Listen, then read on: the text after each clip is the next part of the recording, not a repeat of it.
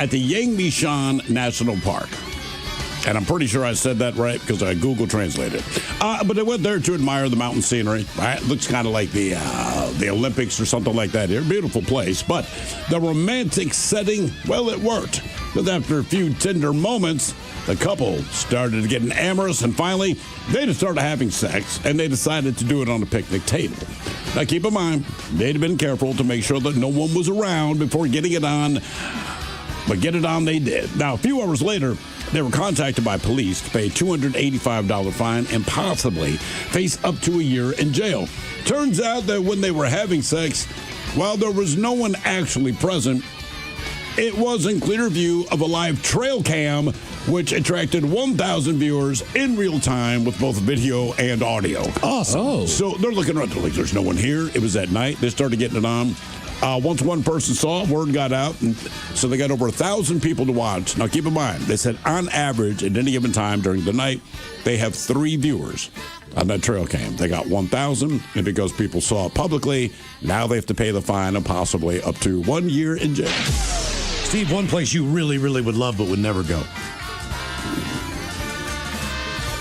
I would love it, but would never go. This is my Liverpool. Based on some news reports back in the day. Cracker Barrel. Just the name alone, Cracker Barrel is number 8. Yeah, that's right, dude.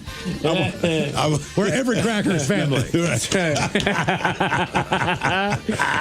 Yeah, I mean, they really are family. Probably everybody's related. Well, the 3 of us have our cards. Yeah, you guys can go, of course. Yes, we do. Discount cards. Yeah, exactly. Let's get those. Wow. What about Why they charge extra? I want the white special. God. No, just plain toast. With mayonnaise. Oh, no. All right, what else are we missing? What about Applebee's? Applebee's number 3. Yeah. So top 3 Olive Garden. Damn, they do that Roadhouse, well. and Applebee's, Okay. yeah. Applebee's is great. People give it too much grief. I like Applebee's. Ted, you brought up one multiple times to Jason. He just never took the bait. He did not take it. Chili's number 4, correct. Do you think his phone line went dead or something? No, I think he was just very confident. I don't think he understood the game. I don't And think the last one on the list is one that I just recently visited for the first time in 25, 30 years and had a wonderful Red Lobster. Red Lobster, number 10. The 10 casual food places America likes best. Red Lobster at 10, Buffalo Wild Wings coming in at number 9. Cracker Barrel is 8, 7 is Outback, 6 Cheesecake Factory, IHOP 5, Chili's 4, Applebee's 3, Texas Roadhouse, followed by Olive Garden at number 1. You got a lot of stuff oozing out of you. But there was. You got that butt ooze. God, that butt ooze You thing, got the man. elbow ooze. Yeah, the elbow ooze was MRSA. The butt ooze, I'm not sure, but I just remember going to the doctor, and it's so humiliating anyway, because it's before you see the doctor, you see like the tech or the nurse or whatever, another dude, and I'm like, look, it's on my ass, but it's kind of on the inner cheek, so I had to drop my pants and then lean over the gurney. So, I mean, you are as vulnerable as you can be, and so I can't see his face. I just hear, yikes. And I'm like, That's not what you want to hear from your doctor. yikes. And then he's like, I'm going to get the doctor for this one. Yeah. And the thing eventually drained, but and even the doctor was like, that's a big one. I'm like, it feels like a big one. That guy talking about the MRSA and there's nothing grosser than a wrestling room, but also that's why there's such psychos about cleaning those mats They after should every be. practice. Absolutely, Same with man. yoga, same with any of that stuff. Like, Yeah. you know, mats that you use at the gym, supposed to wipe those down if they're the Correct. community mats. Yes. I go by Edward, and luckily, I'm sure we all go to the same place, doctor office we enough. do. So, like in their notes, they will call me Ted. Okay. But all the legal stuff still has to be Edward. So if you have to go somewhere else to pick up a script, it has to be Edward, right? Correct. Okay. The toughest thing I've run into it sometimes, frankly, is concerts or like stadiums. If it's at Will Call, they'll be like, it's under Ted Smith. I'm like, right. They're like, but your name on your ID it says Edward. Right. I'm like, yeah. Well, like when I had that hemorrhoidectomy, they gave me maybe 10 Percocet. All right. Okay, I was in pain for months. Right. All right, so that was real good after the surgery, but it was also real bad because then you can't use the bathroom, which is the first thing they need you to do once you go through the surgery. Get your body used to what you need to do. So I'm out of these things, and I'm telling my dad all this because he had that surgery as well, and he's like, "Well, I'll send you a bunch of Percocet in the mail." And I was Okay. like, he's like, "I got a ton of it," and I was like, "Well," that seems a little risky, And he's like, "It's got your name on the bottle, dude." Yeah. That's a good point. And I was like, all right. And he's like, if anyone asks you, your name is on the bottle, man. Just show him your ID. And I was like, okay. What do you think of Captain Jets? Time for the Merriam-Webster word of the day. Now, I got faith in you guys. I'm giving you a 90% chance of success on this. All right. It is a verb brought to you by the letter V. All right. And to do this to somebody is to show that they are not guilty. Oh. Verify. No. Vindicate. Vindicate. Oh, Ted Smith in the house. Look at that. Let's go. Like a man who's been to court. Vindicated. Come on. Vindicated. Were you? It just came up quick. Like, okay. That's an I have experience answer. I don't know why I get so excited when I get one of those. Because you're smart, Ted. Because Thanks, you paid Mike. attention in school and you freaking learned. Yeah, my GPA didn't reflect it, but I learned. But you didn't use AI. A new survey found that 90% of people worldwide, sorry, Steve, are right-handed. Well, yeah. There's a reason why they call it right.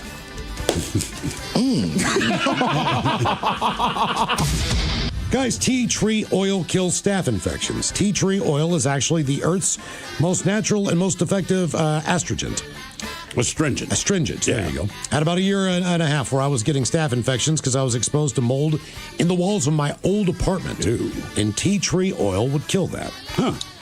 What else? One more. All the boys, what was in me? After a long day of work, I was showering when I noticed a little black bump near my boys. Turns out that it was a little tick down near my stuff. I wear long pants and shirts. Little bastards will still climb. That from Pangea Joe, Damn, man. who does landscape. A little tick. A little Hey, fella. tick. I saw you in the bathroom. Looks like You got a little tick, man. No, dude, a tick. it's on you, man. Teeny tiny tick. COVID. I mean, I got COVID a couple times. The weird thing was the one time I definitely woke up one night and almost caught an ambulance. My fever was very high. I was like dripping sweat. And then like the next day or like half day or whatever, it kind of broke. And then I had to stay home from work for 2 weeks. But like the rest of it, I felt fine. Yeah. It was really just like the worst flu I've ever had in my life. That is what I've heard from. I had some kind of fish, so I was going to blacken it, and I had COVID twice too. Had my daughter down for dinner, so I make this blackened fish, and she's like, "Dad, how in the hell can you eat this?" And I'm like, "Why?" She's like, "You put so much seasoning on there." I was like, "I tasted it. It tastes fine." She's like, "You've completely lost your sense of taste. Oh, really? You have no idea. that bad? You have no idea like how So salty, it's inedible, how but- salty and how just absolutely awful this fish is." And I was like, "Really? Tastes pretty good to me." I didn't realize how much my taste buds are. I mean, look, I'm glad All it right. worked, but if someone came to me and just, dude, just dip your hand in plantain leaves, I would not believe them at all. I just feel like if I went to drinking tea too. It was a lot of fun. Yeah. Every 3 hours or so. would eating plantain chips help? Nope. Well, it might have. I didn't try it, but I just wanted to get the whole thing over with. I was like, hey man, just cut the finger off if it means I can go back to living normal life. But And you said you did that for about a month. it was a few months actually. Oh, a few months. Yeah, it was a rigorous Okay. process. It says plantain leaves contain natural anti-inflammatory and antiseptic properties. Crushed or chewed leaves are widely used as a soothing bug bites, stings, cuts, and rashes. Huh. I just think wonder if they're that's- delicious deep fried, and they serve them like nachos. You ever had that with like I have. guacamole? I wonder if, Or like ceviche? That's what I'm saying. Like, I feel like I would just eat plantain chips Exactly. like a beard. And now, the men's room legacy continues. Unfortunately, what you're about to hear is real. The members of this radio program are simply not that bright, or what some people would call educated. They are merely stupid. They're not trying to offend anyone on purpose. And all have played doctors on TV. You have been warned and are cordially invited to join the party. This is the men's room. Forget it, man, and get with the countdown. Get with the countdown. Shake this square world and blast off for Kicksville. The trippers, the grasshoppers, the hip ones, all gathered in secrecy and flying high as a kite. This is the men's room with Miles and Thrill. You know what they say, shake your radio more than 3 times, and you're playing with it. You're listening to the men's room. And away we go. Welcome to the 21st Amendment season, episode number 4,532. Along with Steve the Thrill Hill, the Ted Smith, and Mike Hawk. Montgomery! And you are in the men's room. On tap today, Darren Daly and Steve Mix from the Daily Mix Morning Show. Join us once again. We will sit and spin. And today, we go back in time with 10 80s cartoon theme songs that every kid knows. La, la, la, la, la, la. We will play Profile This, plus headlines, a men's room shot of the day, fun with listener emails, and everyone's favorite, TV Time with Ted. Clack, clack. Drug and drunk. All right, here we go to Texas, where one driver does not make it to Amarillo by morning. We head to New York, where a woman steps out of her car and is gone without warning. A shipment of Kim Kardashian underwear comes with a little Paris Hilton inside. Drugs. Man buys a lettuce bag, and look, there's little Greg in there trying to hide. And a rock-hard owl is returned into the wild. That is all coming on today's very special episode of The Men's Room. And now, here's the question. Hola, bitches. Good day to you and yours. All right, summer is around the corner, and that means grilling season will soon be in full swing. Unless you're Miles Montgomery, who's grilling now because his oven stopped working. But whatever the case, just know that 3 million Weber grill brushes have been recalled after multiple people injured themselves after they accidentally swallowed the loose metal bristles, and it required surgery. Now, one person suggested using magnets to remove the bristles. Now, this is not a good idea. And a kid in New Zealand, he found that out when he lost part of a bowel after swallowing a magnet, and then swallowing 199 more magnets. Yes, he swallowed 200 magnets, and he did it on purpose.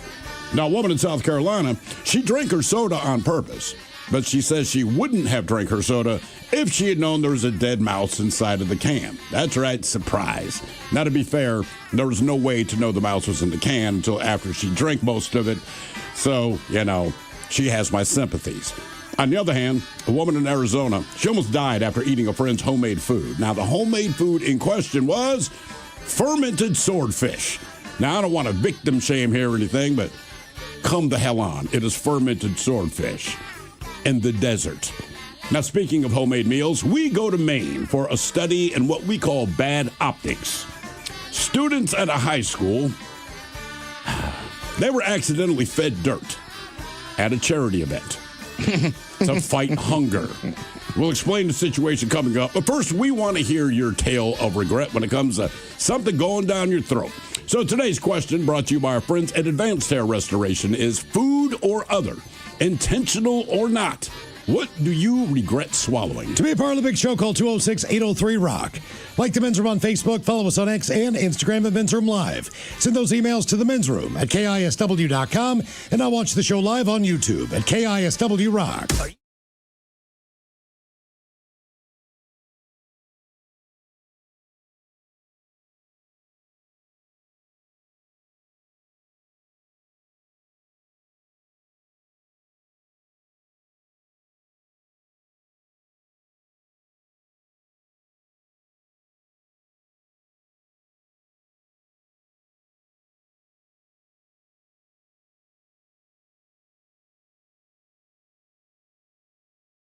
Joyce, welcome to the Men's Room.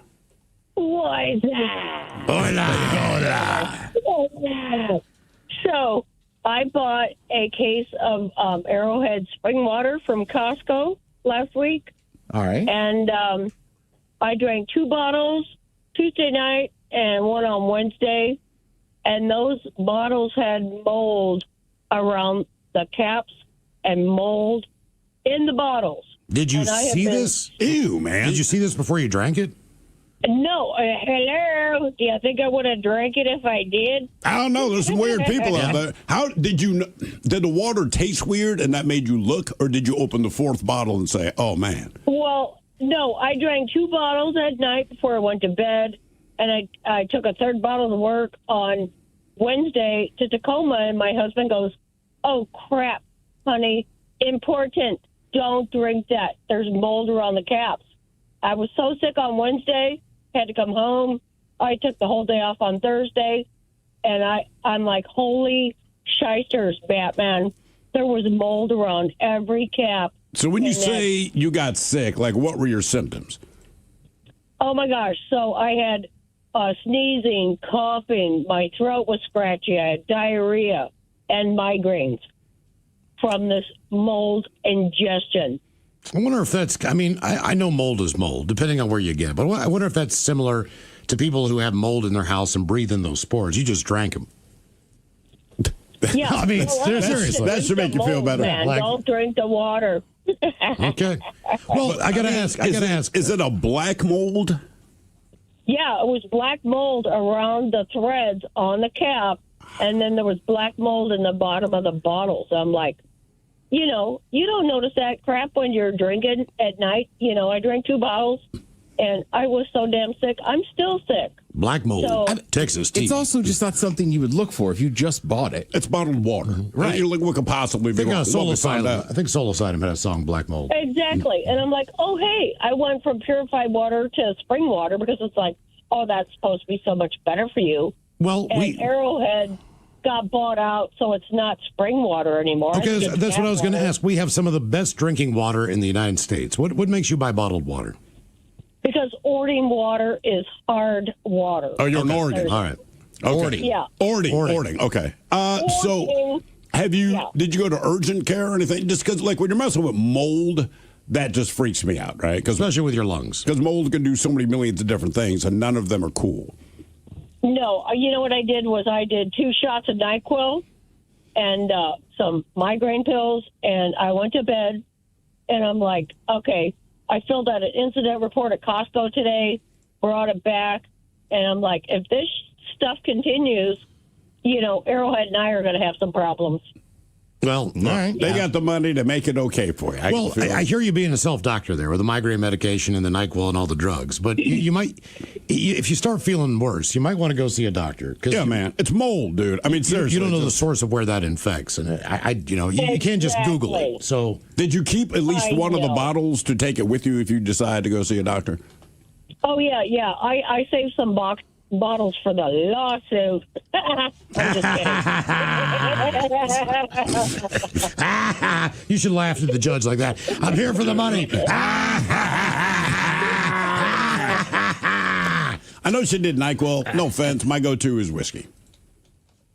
If it's something that's like, look, I got a bit of an infection, not mold. Mold, I'll probably go see the doctor. But like whiskey, that's my go-to. Mm-hmm. And not recently, within the last 10 years, I did have a medical professional say, look, we can't recommend that people do that, but it's not a bad idea. Says you might get wheezy if you drink mold. Wheezy. Mm-hmm. Nausea, vomiting, diarrhea, stomach cramps, indigestion. All right, just to put it in perspective. You ever eaten? I got to say though, I have definitely made a sandwich once and realized, right, and already taken a bite or two, then been like, oh man, there's mold on this bread. Was it on the cheese or the other bread? No, the bread. Yeah, Okay. I've done that too, and you try to put it out of your mind. You don't, but I wait for any symptoms.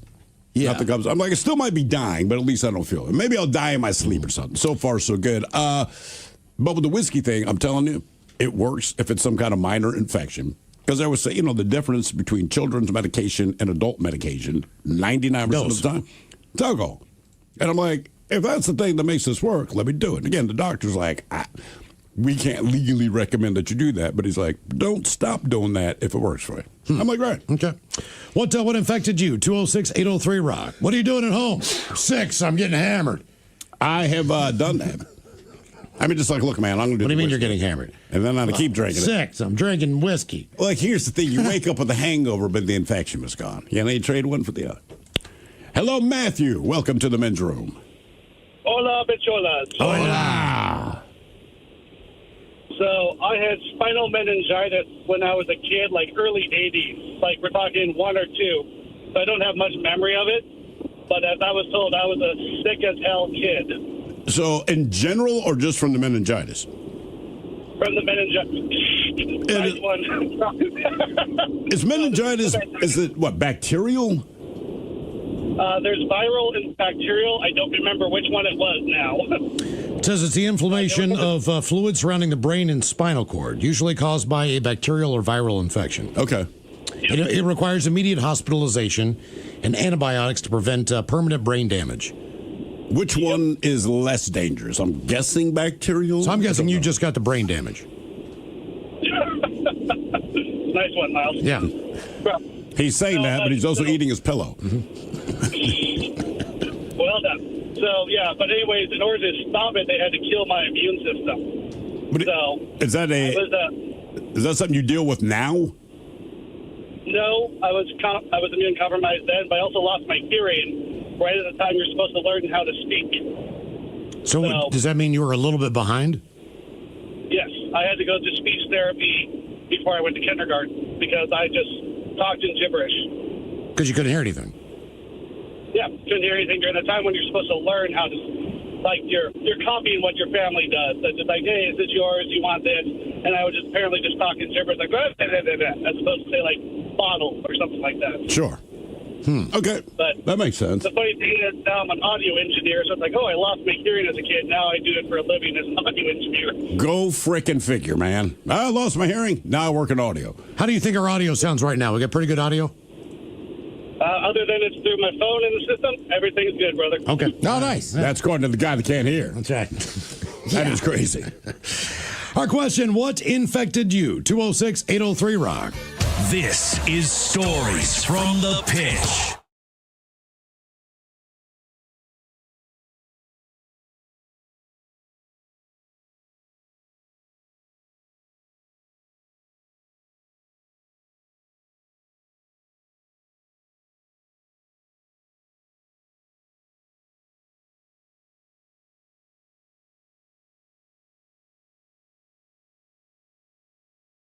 And we had a good time on there.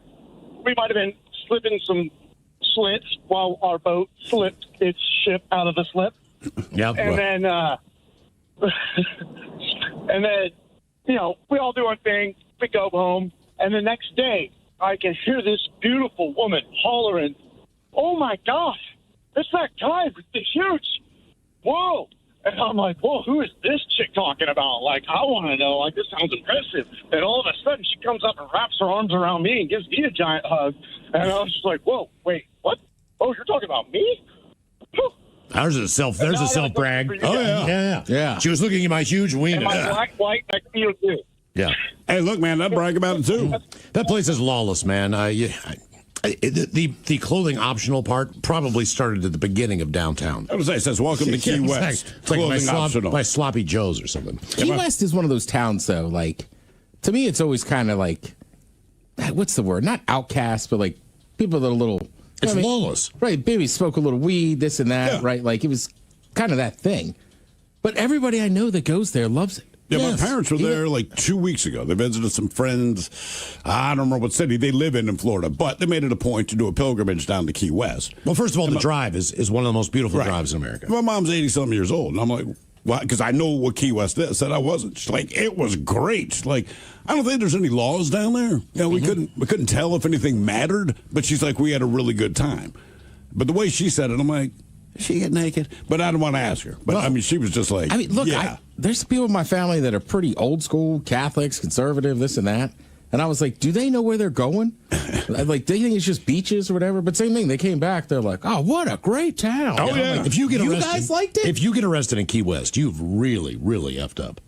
Really? I mean, typically when you read the stories of people who are getting arrested, they're having sex in a parking lot. That's all. Or on a sidewalk. I mean, downtown. Or it's violence. But, like, if you're just naked and you're riding your scooter, they're kind of like, wow, hey, buddy, when you get the chance, put pants on. Mm-hmm. And do us a favor, and will you smoke that joint over there? Yeah, that's all. I mean, that's about it. Because Miles is right, man. You got to do a lot. I have not been down there yet. Because Florida is not legalized marijuana. They have, they have medical. And according to my dad, that was... You're listening to The Men's Room with Miles and Thrill. 99.9 KISW. Old Patrols, away we go. Welcome to the 21st Amendment season, episode number 4,532. What a large and charge program we have for you today. Guaranteed future repeats. Once again, we'll be welcomed by Taryn Daly and Steve Biggs from the Daily Biggs Morning Show. Today on Sit and Spin, we go back in time. One thing about children's cartoons, regardless of how old you are, the theme song is a very important part of the show. Sure, man. Man, it gets you fired up. It doesn't matter how old you are. As soon as that music starts playing, you know the song. You're a kid. You know what you're looking forward to, whether it's my age being like Spider-Man or Speed Racer Those songs are burned into my head forever. What was his theme song? Who? Speed Racer. Speed Racer. Here he comes. Here comes Speed Racer. He's a demon on wheels with a monkey in the trunk. Yeah, yeah. And Did then they you had say like that? They didn't. Yeah. But it was a guarantee that Chim Chim the monkey was in the trunk of his car. Okay. I'll give you a couple, see if you can guess them. That's all I'm giving you. It was a cartoon? Sure was. Play the beginning again.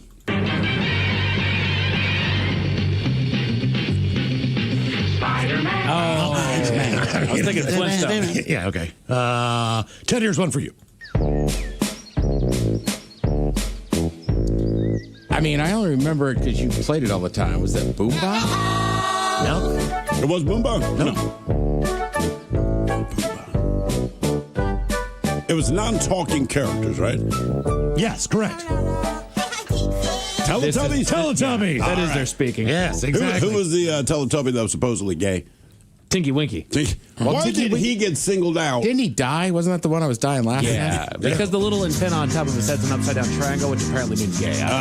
Peanuts. Oh, Peanuts. See? It all matters. It really does. That's Theme great songs tune matter. right there. So today we have 10 80s cartoon theme songs that every kid knows. All right. A little bit past my time as far as watching cartoons, because at that point in time I was, teenager and doing another thing. Kind of on to the next thing. But Masturbation is But the these next are all very popular shows. So if you know the show and you watched it growing up, you know the theme song. So we're going to play those for you coming up at 4:30 on the program. And today on the question, we're going to talk about things that you regret swallowing. Sometimes it's just maybe somebody's food. Yeah. Oh, yeah. Depending on who the cook is. Other times it's things that you did not intend to swallow. Sometimes maybe you swallowed something on a bet. Sure. And then regretted swallowing it after the fact when you saw after it came out of your body. Or the hot chip challenge, all that kind of crap, Right. Anytime they put challenge after something, like, don't do it. Yep. I have been guilty of swallowing just about anything that was in a bait bucket while fishing. Sure. Because with my friend, a live bait bucket. So if it was in there, we'd make a bet, and typically we had been drinking on the river for a while. That helps. We started swallowing stuff. But that didn't get as bad as till like college when I believe it was 5 or 6 of us all decided to swallow goldfish. Yeah. At one point in time. And the only reason we did this, and this is horrible, is because my roommate's girlfriend thought it would be a good idea for Matt to have some type of an animal in his bedroom. Okay. All right. So she bought him a small fish tank, and she filled it with goldfish because it was cheap. Sure, of course. Goldfish weren't that much money. They're still not. He never had a fish tank before. She wanted to make sure that if he killed these fish, it wasn't the most expensive thing, but, she got a light for it and the whole deal. We got drunk one night, and that was pretty well the end of the goldfish. He was not there. He was at work. So when he gets back, all his goldfish are gone.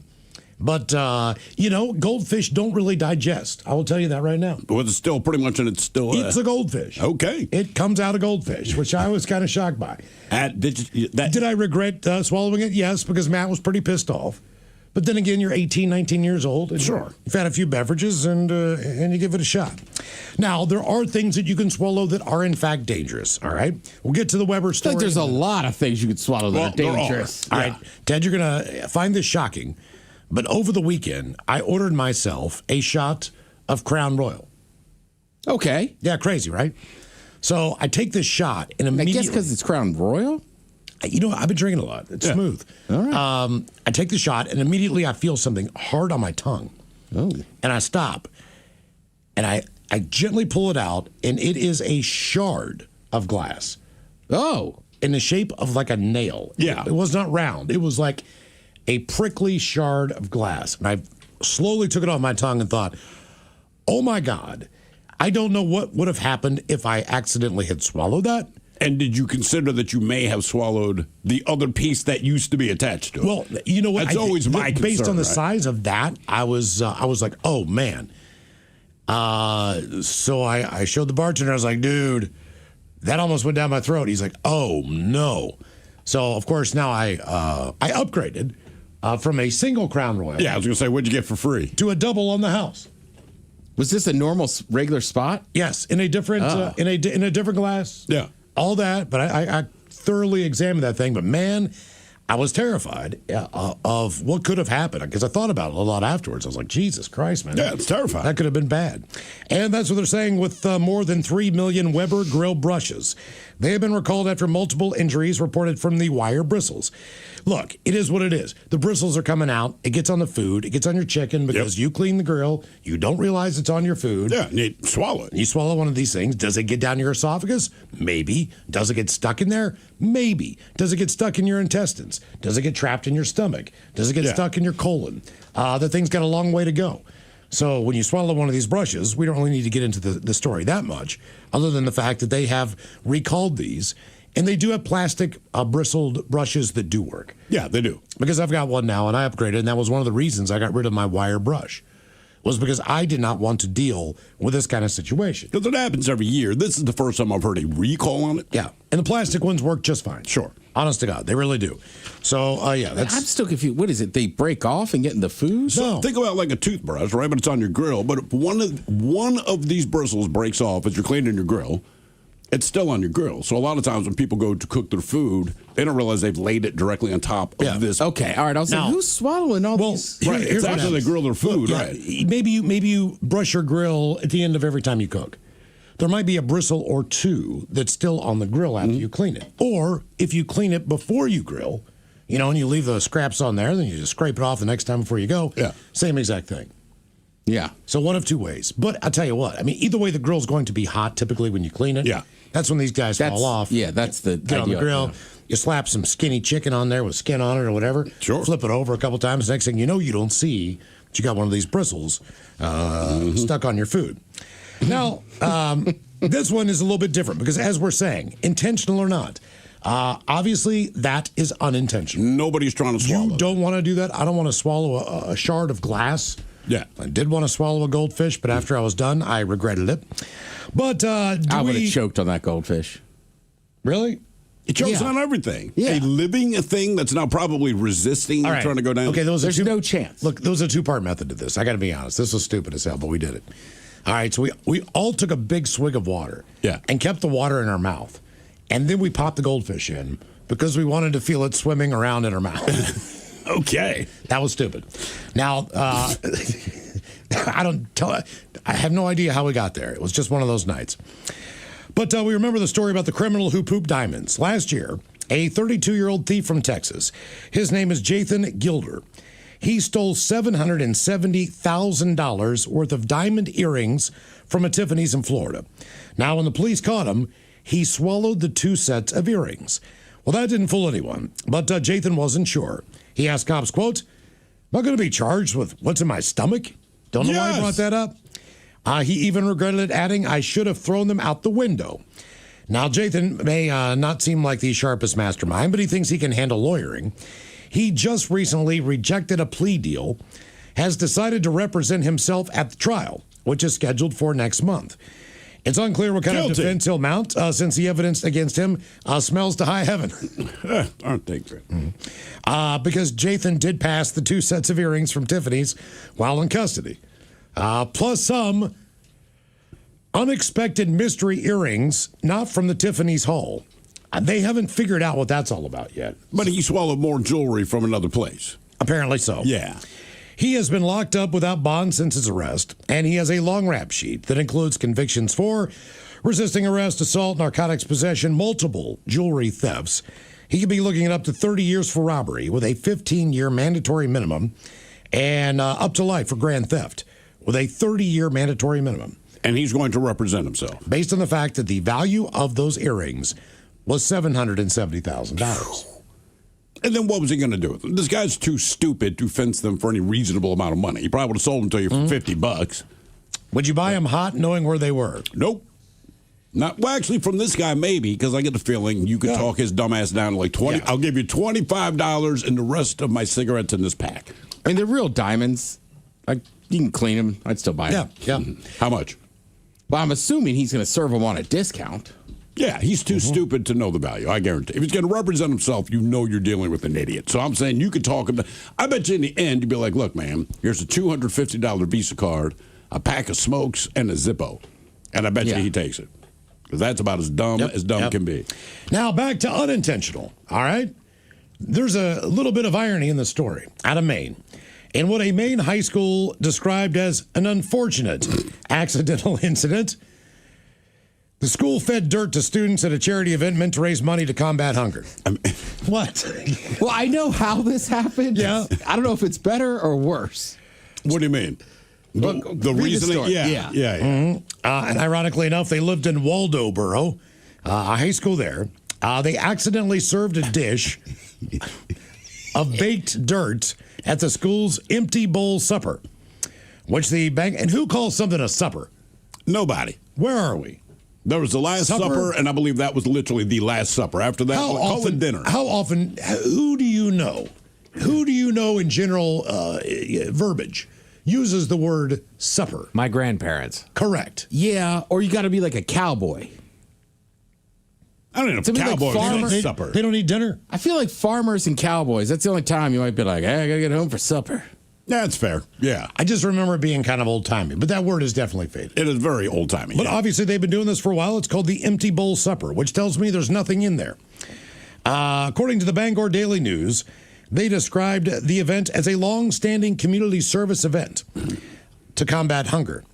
According to a statement from the school, earlier that day, as part of a science class experiment, students baked a batch of potting soil to see how sterilized soil affected plant growth. Okay. So you've got two samples, obviously. Right. You've got one that's not baked.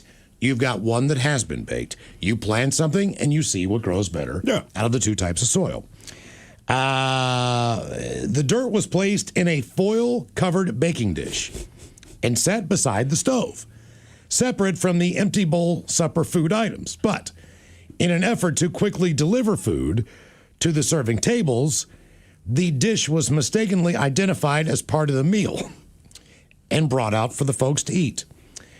3 students briefly put some of the soil in their mouths, believing it was like a dessert item, maybe a brownie or something, I don't really know. But before immediately realizing what it was, the item was then removed from the serving tables. Well, yeah. Well, the way I read it was there is a dessert called a dirt cup. Sure. Does it look like dirt? Yes.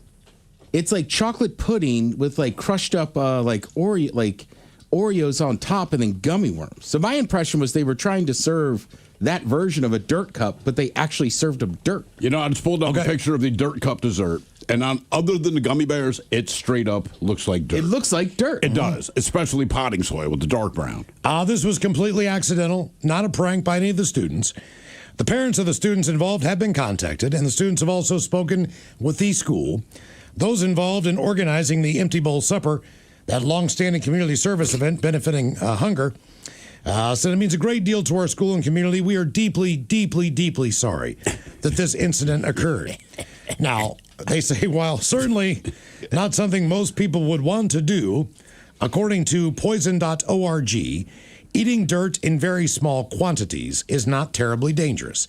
However, experts certainly do not recommend eating too much dirt, as it will probably cause some serious health issues if you were to continue to eat it. Not just experts. No. Anyone will tell you, try not to eat a lot of dirt if you can help it. This is what they told the kids. First, don't worry.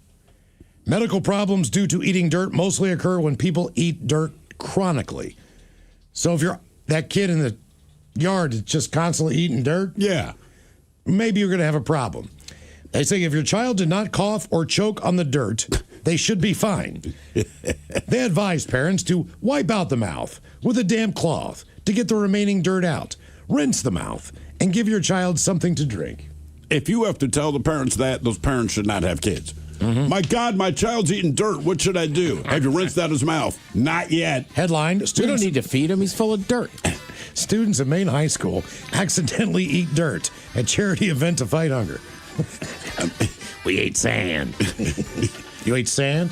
We ate sand when there was no crawfish. Food or other, intentional or not, what do you regret swallowing? 206-803-ROCK.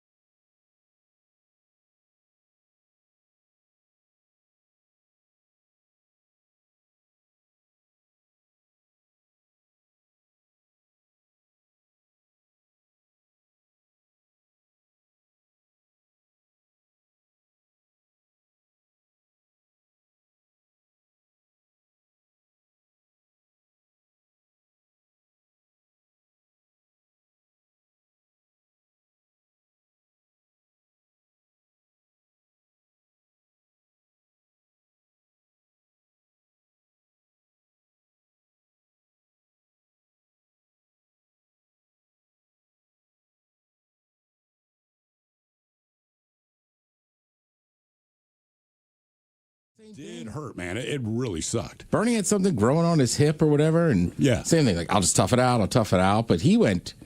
I mean, I think it was borderline. It was too late. Like, they basically rushed him in, and we're like, we got to cut that out. Blah blah blah. But yeah, same exact. Yeah, the thing. guy told me it was like MRSA, and like I forget how he got it.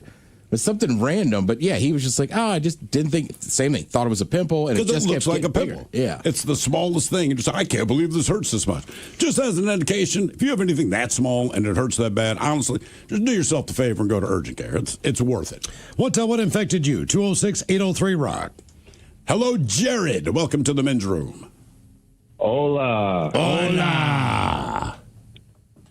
So, when I was about 12, I was helping an older person from my church split some wood in his backyard. He had a large property full of trees and whatnot, and I was trying to be helpful and move a piece of wood out of the way while he was operating the machinery, and my right ring finger got crushed by the machine, and that was the worst pain I've ever felt in my life. It was terrible. But about 2 days later, after we got back from the hospital, my finger started turning black. Been there, done that, brother. I'm sorry.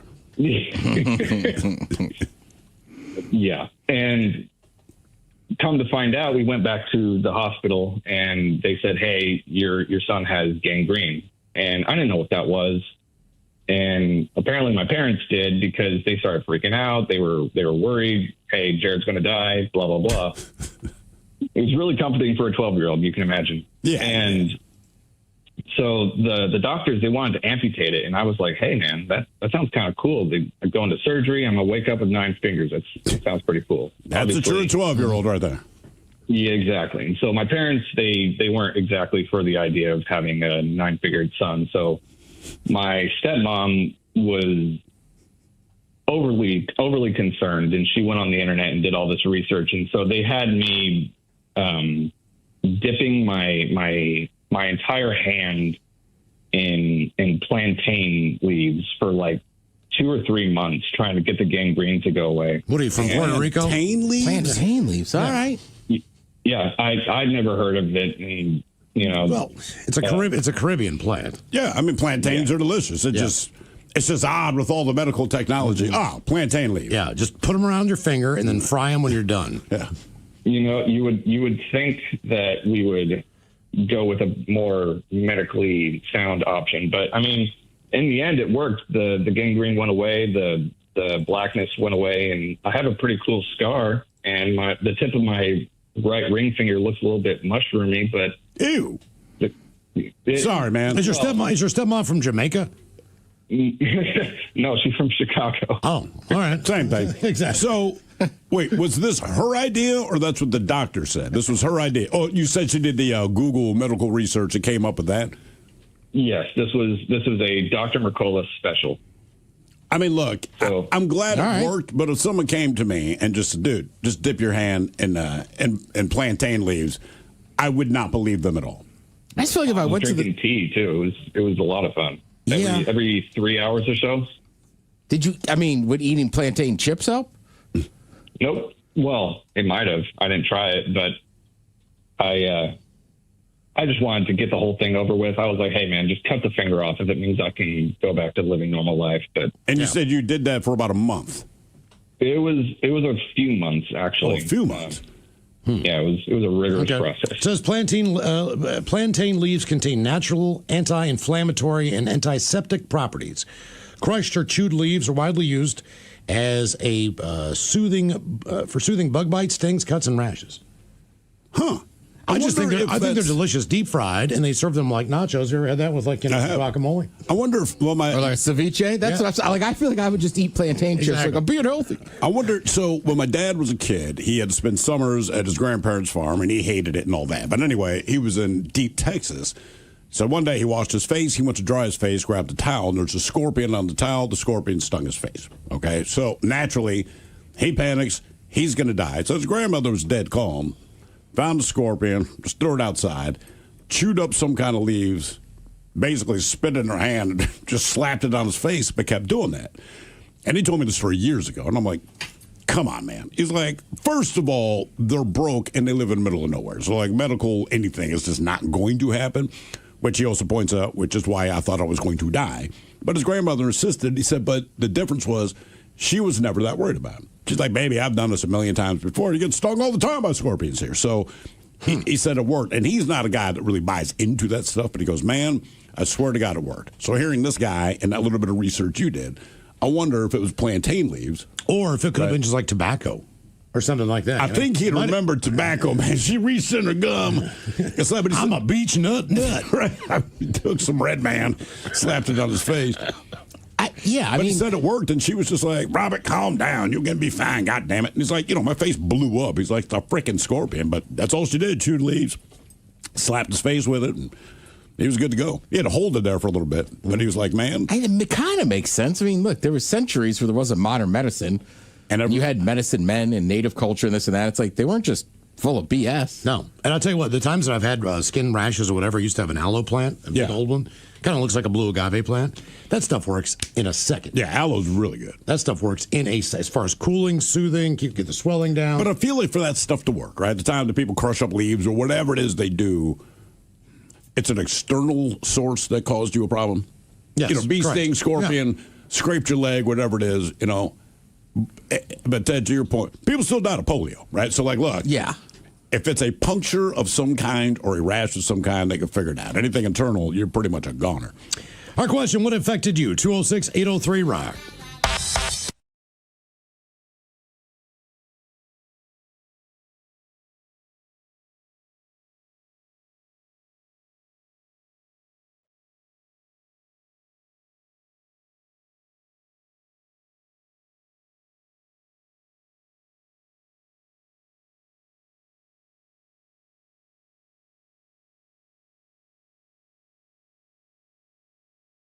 Leg and up about my midsection, but I couldn't wear any clothes really, and it was really bad. Yeah, the first time I'd never heard of it, and when I was a teenager, my father had it, and I'd never even seen him sicker than maybe having a cold, and I just didn't see him for a couple of days, but he was in the house, right? So I'm looking at my mom like, did you kill him? I mean, like, what is going on? So like he has shingles, which to me just meant something on the roof. So I'm like, I don't understand what that is. And she explained as best she could, but she's like, just leave him alone. So a week and a half later, he kind of emerges. And I'm like, what was that? And he kind of explained it. And he said, look, all you need to know is this. And everyone says it. Like, I could not put a sheet on me. I could not do anything. And I'm like, that doesn't make any sense. He's like, it doesn't have to make sense. And he's one of the toughest dudes, right? And he's like, I'm telling you. Your mother would try to put a sheet on me, and I would scream. Like, it hurt that bad. Wow. I'm like, I don't want that. What infected you? 206-803-ROCK. Hello, Zach. Welcome to the men's room. Fish sandwich. Hola. Hola. Hola. Fish sandwich. Fish sandwich. So I got senior year of high school going right after Christmas break. I had I had essentially had a pimple in my thigh, turned into a boil. We lanced it, tried to get it cleaned out. I had to go to the hospital because it was so painful. Turns out I had a blood infection, and I had MRSA, and I had to have emergency surgery and then emergency antibiotics. How long were you in the hospital for? I was only there for 2 days just to make sure that the antibiotics were taking and that the infection count was going down in terms of, like, in my blood. But I ended up having to have a drain tube in where the boil was for 3 weeks during my senior year of high school. Oh, yeah. I bet that smelled great. Yeah. Oh, I had to, for lack of a better term, my mom went out and just bought me a bunch of pads, and I had to have a pad taped to my thigh walking around high school for like 3 weeks and had to change it out every 2 hours. Did anybody know that was going on? No, I was in high school. I was in Florida, and so it's hot. Everyone's wearing shorts. I was the weird kid wearing jeans when it was like 79 degrees out and 100% humidity. Yeah, I was saying, humid as hell. Do you have any idea how you got that? So I played sports and played football, and essentially what the doctor told me is, hey, more than likely you just didn't clean like your legs off on, didn't take a shower after practice well enough and clean the area, and the locker room's dirty, all that good stuff, and just that bacteria found like what was probably already a pimple and just dug itself in there and then just essentially formed about 1.5 inches under the skin. they had to go about 2 inches into the skin to put the drain tube. Damn. I had a drain tube once. It was on the, I don't know, they found it was a tumor in my head. But again, a tumor does not mean cancer.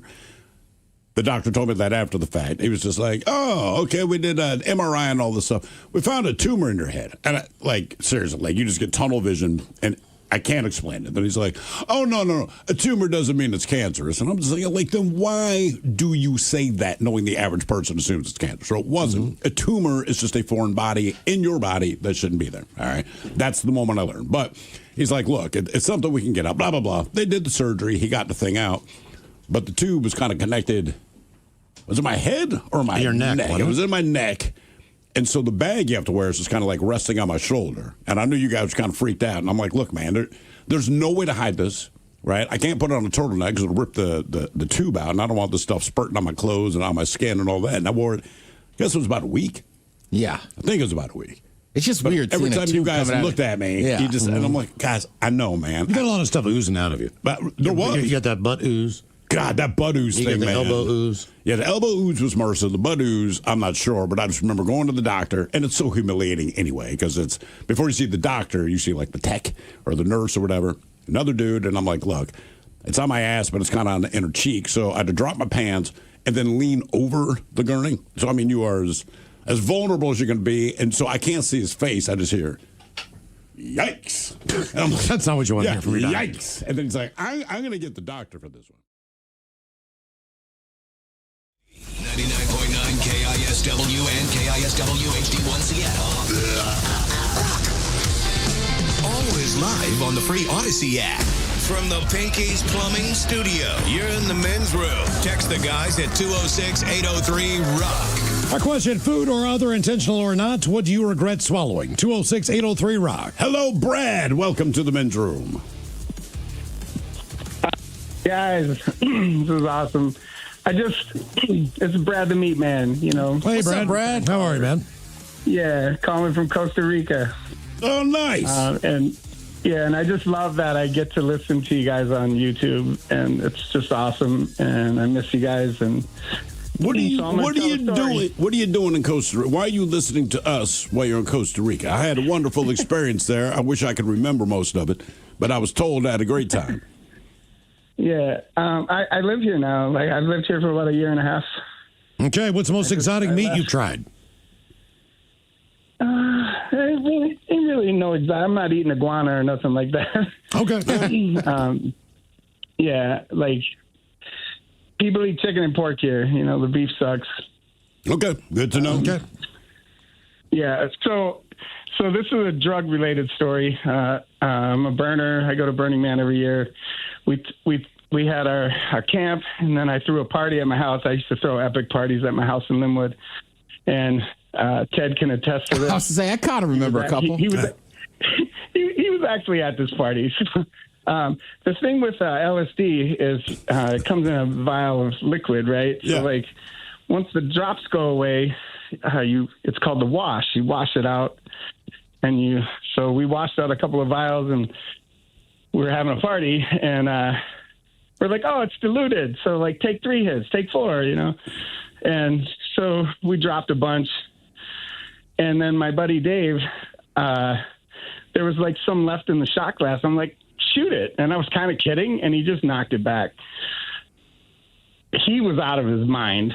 And the only reason I could stay kind of focused, tethered to the earth, was because I was worried about him. And we're still playing music. And but so to all the kids out there, it's more of a public service announcement.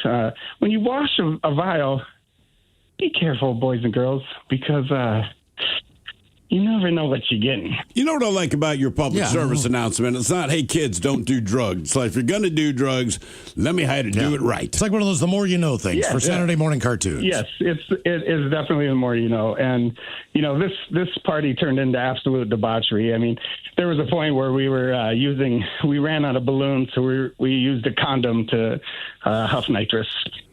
Ah, the old condom huff. And the funny part is, like, me and my buddy, we had showed up later, but they had already ingested this. So another friend of ours, she's a bartender, like a mixologist. She brings her whole bar set up, and everybody's like, we don't want to drink. So me and my buddy were like having a couple of drinks. Like, it is really quiet and mellow right now. And then about an hour later, everybody kind of got back into it. They woke back up. How long was your buddy tripping hard? I mean, it was till the next day. Like, we did some things, he had babysitters and he tried to sleep it off a lot, but anyone who kind of dives into the hallucinogenics and if everyone's got a story of I did too much, Yeah, I mean I have plenty myself. It'll last until it's done with you. I mean, there's nothing you can do to get out. I'm just curious to know, man, what is your average day like in Costa Rica? You get up and do what? So I live in a really small town. It's called Cahuita. It's on the Caribbean side, much mellower. Like most people, when they come to Costa Rica, they go to the Pacific side, which is really like it's becoming just America. Like there's giant condos and resorts. I live on the Caribbean side. The town I live in it's really small. There's maybe 500 people. There's a national park here, the Cahuita National Park. And I got a little dog and we go for walks. I honestly, I pick up trash. That's kind of my hobby. That's a cool hobby. I have a little I have a little 4-room hotel and I have a little street food stand. So I have to cook. It's in my genes. So chef for 35 years. Like if I'm not cooking, I freak out. So you said you had a 4-room hotel? Yeah. So it's 4 rooms. They're like 1-bedroom apartments. They all have little kitchens. And it's right in town center of Cahuita. It's like 3 blocks to the national park, 3 blocks to the beach. So do you live in the hotel? My house is behind the hotel. Okay. So That's very cool. You can look it up. It's called La Bounty Del Mar. You can Google it. La Bounty Del Mar? What does that mean? La Bounty Del Mar. Well, La Bounty is my last name. Oh, okay. And Del Mar is by the beach. That's what Del Mar is. Okay, that explains it. La Bounty Del Mar. That's right. You got points? Maybe y'all could come for a vacation, man. I'll take care of you. Bro, that's already in my head, man. I'm telling you that right now. Yeah, it's very nice. Yeah, we're looking at that. Me and Ted are close, and we've all met, man. We've all met more than once. You know me. That's very cool, man. Very cool. Damn, good for you, dude. Mm-hmm. Good to hear from you, brother. That Updated is a cool prices. spot. Let's see the prices. Yeah, see what's Brag on you for guys. this. All right, here we go. La Bounty Del Mar offers an on-site Italian restaurant, a garden, and free Wi-Fi. Yeah, apartments feature air conditioning, wardrobe, and cable TV. Where's the price? What's Brad charging people to stay there, man? Brad cook his ass off. I know. Right? I mean, seriously. I'm just listening to him like, dude, I want to go there, right? You're on the Caribbean. Come on. I camped with them one year at Burning Man, and one morning I had one of the best omelets I ever had. And he's just hooking it up. Yeah, because he brought I volunteered to cook on burn night, right? Because that's the biggest night. Yeah. And most people don't want to do it that night, but I was like, I got it. It's cool. And we had a bunch of marinated short ribs and stuff, right? Like the Colby little beef. It was awesome. Yeah. Yeah, it's very nice. Yeah. It really does. No price on there? I think that's based on the time of the year. Man, any time of the year. I don't care. All right, we're going to check in on Saturday. This coming Saturday? Yeah, we're going to check out on the 30th. 2 adults, no children. No children. Okay, here we go. Sorry, kids. $63 a night. $441 for the entire week. Wait, how much for the week? $441 for the entire week. That is correct. Oh, yeah. Come on. Yeah. Food or other intentional or not, what do you regret swallowing? 206-803-ROCK. Hello, Trev. Welcome to the men's room. Liquor and whores. Liquor and whores. Hey, I just want to say for the kids out there, don't do drugs and stay away from the meat man. Probably pretty sound advice. Yeah, wait till you're 21. Yeah, that's right. That's right. So, riding around with my uncle, I can't remember what we're doing exactly, but driving around, and he's got a snooze in, and he's spitting and whatever, and driving along, and He's spitting, whatever, and I'm just hanging out. And I reach in the seat to grab my vitamin water. Well, I didn't grab the vitamin water, and I opened that sucker up, and I chugged that thing like you wouldn't believe because I was so thirsty. And by the time I was done, I was like, you need to pull this S over. Yeah. How bad did you puke? Oh, it was like the exorcism. It was bad. It was bad. Yeah, tobacco is not good to be ingested that way, man. Especially when it's already been in someone's mouth. Correct. How long were you puking? Oh, probably 20 minutes. It came out my nose. Ah, golly. Okay. The burn. Well, man, we've all been there. I happened to Jolene one time. Oh, yeah. At She work. was pissed. Oh, yeah. Because once you taste it and once you realize what you've done, you can't get it out of your mouth. There's nothing you can do. And you can't get it out of your head either, man. Yeah, like I dipped for years, but like you can't just, that guy would just leave those spitters around work. Yeah. And you can't do that. And then But it can. It was just a can. Yeah, one time Bernie did it. We were in his Jeep, we were driving somewhere, and I'll never forget it. Like he just reached, because I had the spitter in the cup holder, and like I remember just looking over, and it's like about to hit his lips in like slow-mo, like, no. Oh, yeah. Food or other intentional or not, what do you regret swallowing? 206-803-ROCK. Hello, Devin. Welcome to the men's room. Hola. Hola. Well, I had a drinking game incident once playing quarters. Oh, yeah. Oh, yeah. Yeah. Yeah. Yeah, it was fun. It was a lot of fun. So I was there with my date and playing a little footsie under the table, and somebody bounced a quarter in the shot glass, slams it over to me. I grab it deftly, slam it down. My eyeballs got big as saucers, and everybody hit the ground laughing their asses off because I swallowed the quarter. Did you retrieve said quarter? Well, it was kind of a little nerve-wracking. My mom was an RN, so I really don't want to talk to her about this. But so 2 days later, I made change. All right. Clink. Did you physically hear awesome. I did. I felt it moving through my belly, and I was praying that it was going to go through. And eventually, 2 or 3 days later, it was the first thing out. Okay. I've never seen it. Wait, it came out before anything else? But you could honestly feel it moving through your body. Yes. But you're saying the quarter popped out before any actual fecal matter came out? On that particular day. There was a few things ahead of the game there, but... I wonder if you would have set off a metal detector at the airport. I don't know. Because, man, you've had a foil from a pack of cigarettes in your pocket before and got flagged. And it was stupid because the woman kept making me walk through. And I kept saying, man, it might be the cigarette. Can I just pull them out? And she goes, no. I just want to see if it is. Like, for her, this was interesting. It hadn't been a problem before. She had me go through 3 times, all right? Then pulled out the cigarette pack. Nothing went off. And she's like, it is the foil. I'm like, but we established that. A quarter would definitely do that. I guess. You would think. I don't know. I will say this. I've never seen it in quarters, but I was coaching at a basketball camp back in the day, and at night, they had what we call like the hospitality suite. Yeah. Right, so it was like cold cuts, coolers full of beer mostly, but sodas. So we would play. You ever played chandeliers? Yeah. Right, so chandeliers, there's like a circle of cups. There's one in the middle, but like you're shooting a lot. And same thing, one guy, and ironically, Miles, I remember he was from West Virginia because he would always sing the West Virginia fight song before we play. He swallowed that quarter. So first of all, the game kind of ended because we needed that quarter. No one else had change. No, and it's like camp Sunday through Friday, right? So he swallowed this on like a Monday or Tuesday, and I remember like by like Thursday, or Friday morning, I go, "Hey man, did you pass that yet?" And he's like, "Jesus, I've never had so many other people interested in my poop." Well, yeah, yeah. If you swallow a quarter, it's like everybody wants to know. I think I've swallowed a quarter probably twice, and in both playing quarters, same thing. You think you can catch it on your tongue or whatever the case, and like it's just gone.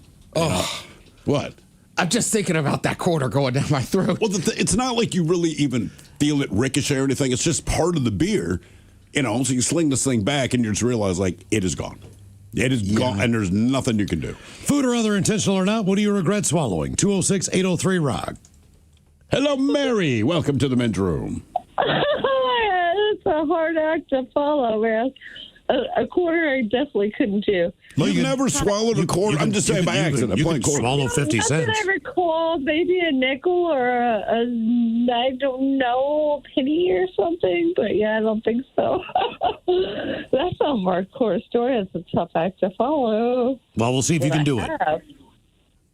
I don't know if I want to try, man. All right, give it a shot. That's why you called. Yeah, well, one thing I regret swallowing, it was eating, and it was these homemade, brownies they have out here on the West Coast, homemade brownies, yeah. What's in them? Well, I'll tell you. Sounds like you had one before you called. Yeah. Like 20 minutes ago. What time did happy hour start? Right. 1 o'clock, Mary?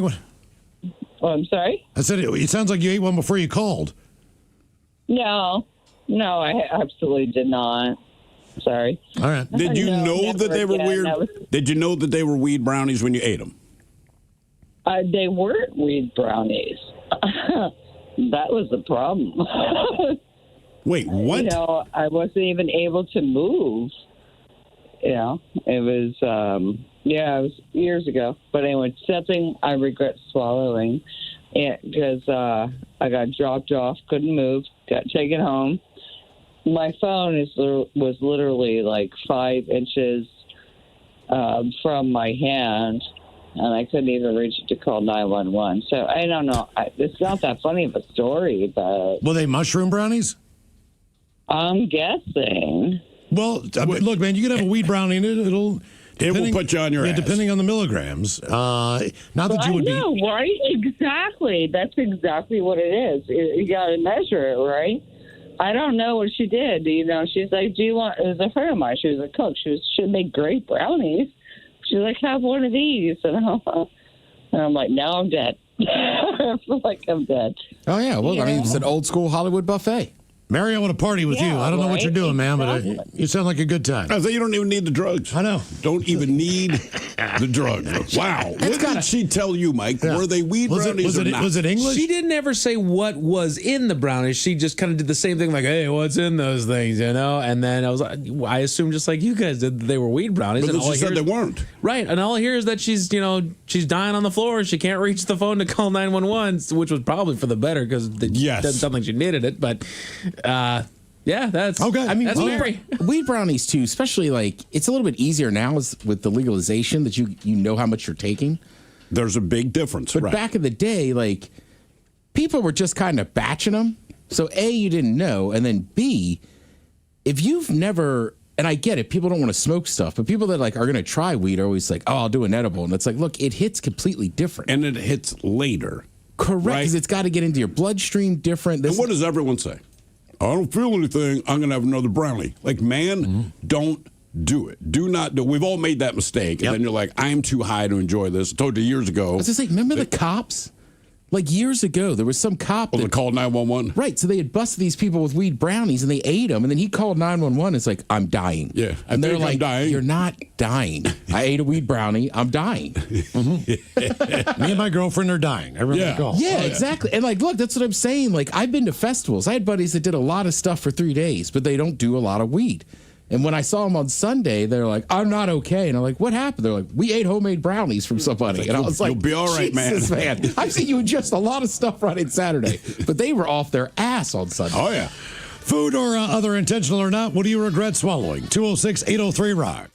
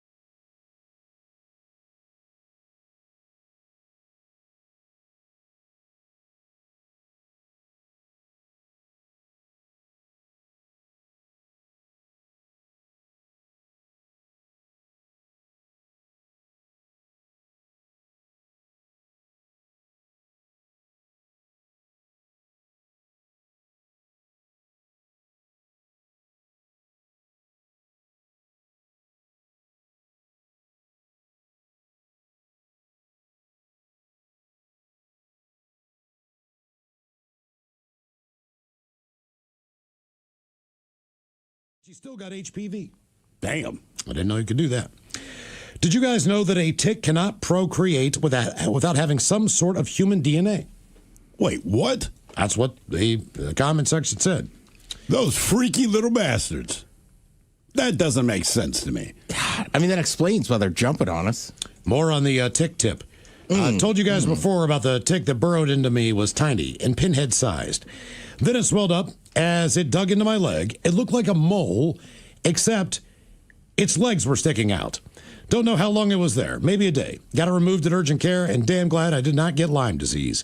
That from Matt in Rochester, New York. Just real quick, it says no ticks do not need human DNA to reproduce. They reproduce sexually by mating or in some specific species asexually through a process called, it's not even worth saying. All right, so they do not need human DNA. Back in 2014, I had a big ankle surgery due to a fall from a ladder. To this day, it still has not healed properly. It has open sores here and there, and it hurts like a mofo. It is now infected again and has been an open sore for over 3 months. I had an MRI on it last week to see if the infection is further down.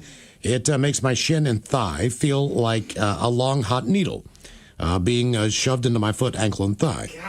Find out more next Tuesday. That from the Elk Plain Drifter. If it's been 3 months and it's open, get that checked out, man. Guys, tea tree oil kills staph infections. Tea tree oil is actually the Earth's most natural and most effective astringent. Astringent. Astringent, yeah. There you go. Had about a year and a half where I was getting staph infections because I was exposed to mold in the walls of my old apartment. Ew. And tea tree oil would kill that. Huh. What else? One more. All the boys, what was in me? After a long day of work, I was showering when I noticed a little black bump near my boys. Turns out that it was a little tick down near my stuff. I wear long pants and shirts. Little bastards will still climb. That from Pangea Joe. Damn, man. Who does landscape. A little tick. A little hey, fella. Tick. I saw you in the bathroom. Looks like... You got a little tick, man. No, dude, a tick. It's on you, man. Teeny tiny tick. What else we got here? It's all fault. Guys, I work at maintenance construction. 43 started to carry a small bottle of baby aspirin with me for a headache or an arthritis issue and whatnot. After about 2 years, I ran out. Went to my dollar store to get more aspirin, and all I found was Bayer. Saw the little heart printed on the box, figured heart healthy. A few days later, started feeling faint and not normal with left arm pain, but not tingling. Visit to the ER. Released a few hours later with some x-rays and tests with ibuprofen. 4 days later, got 2 rotten teeth extracted. Felt better for a few more days, but the same issues came about. Then visited in urgent care. Again, and got checked out, but okay. After thought that night, it's got to be the Bayer. Looked at the bottle with a microscopic printing, and I went from 81 milligrams to 325 milligrams. Whoa! Plus the brand change. My blood was probably more PBR and Jack Daniels than anything. Never got answers from the doctor to stop taking the medicine. All good now. A lesson learned there. You guys rocked. Lived in SeaTac for 5 years. Now back in lovely Pueblo, Colorado. Listen to y'all daily on the podcast there on the Odyssey app. Rock on. Pueblo's where you used to mail in stuff, right? I was going to ask you, like in the 70s and 80s, and it was all like PSA stuff, though. Like there was one in North Dakota. Was it Fargo for a while? For whatever reason, like pre-internet, you'd watch about something important, whether it's about the environment or something like that. And no matter what, they tell you can reach us in Pueblo, Colorado. So to me, I'm like, this must be the epicenter of planet Earth. That's right. It's not. Just so you know. All right, time for a little Your Guess is as good as mine. It's an easy game to play. You pick from one of 2 categories and try to get as many right in said category before 3 strikes and you're out. So, Steve, who is our contestant, ready to play Your Guess is as good as mine. I'll give you a hint. Come on. It's just Jason. Damn it, guys. Jason. Friday the 13th. Come on, man. Oh, okay. All right. I thought you were singing Chariots of Fire. You guys don't remember every horror movie that had Jason? It was always That meant he was close. Okay, it's just me. Okay. Jason, you understood what I was saying, right? Yeah, hey, what's up? Hey, what's going on? Thank you. Jason, here are your categories on Your Guess is as good as mine. We have the most overweight and obese states in America from the survey center known as Walladub. So they've got, based on Oh, God.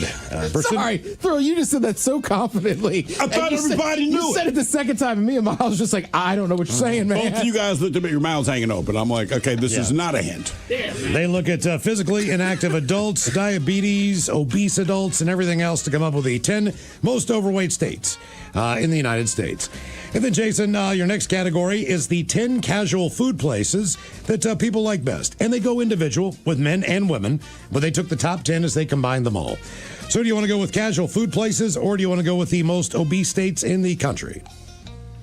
Let's go with the food places. You want to go food? All right. Jason, you know how the game is played. Try to get as many in the said category before 3 strikes and you're out. There are 10 of the best casual dining places in America, according to customers who visit. Does that mean you have to sit down inside? If it's or does this that is include correct. fast food? That is correct. No, casual, man. So you're sitting down inside, they hand you a menu. There's no drive-thrus here. I'm in trouble.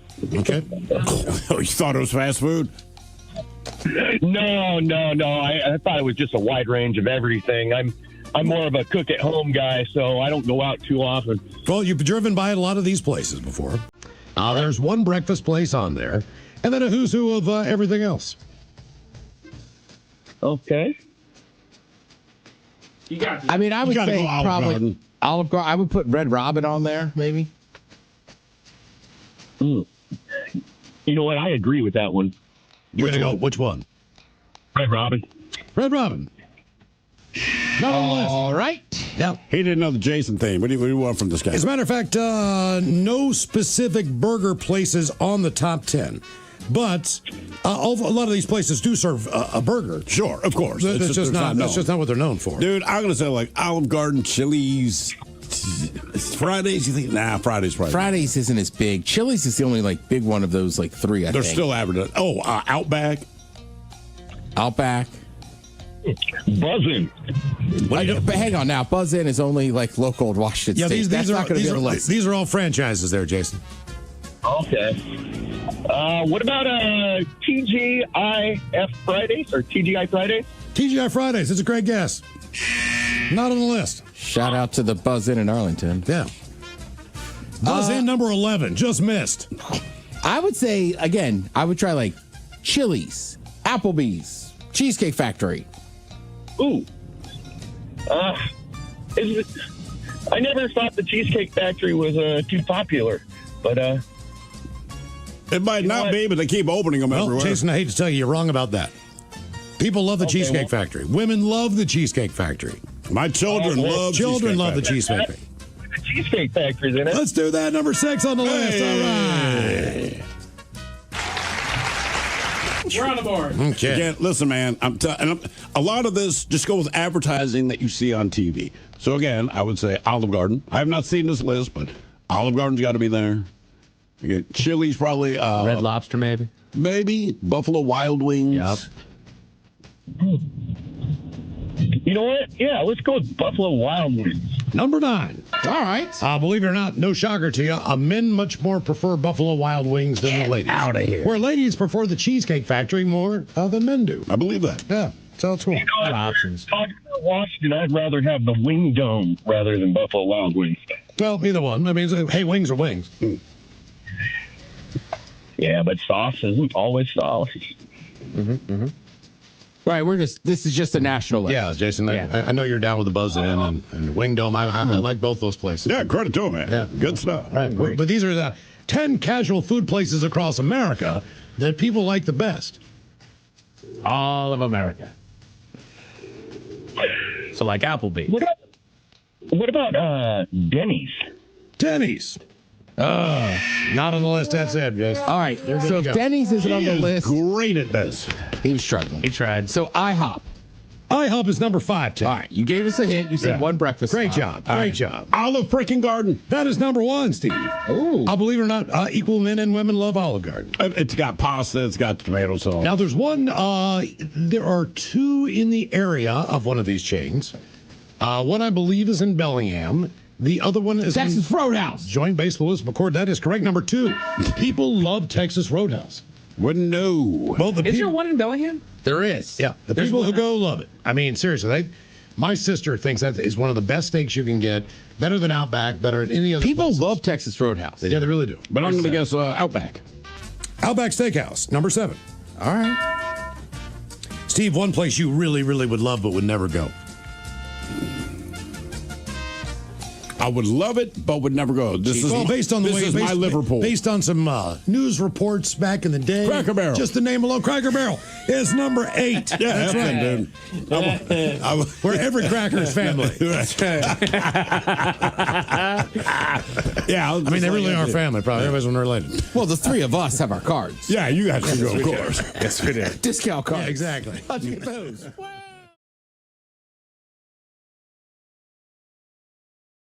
Shenanigans continue.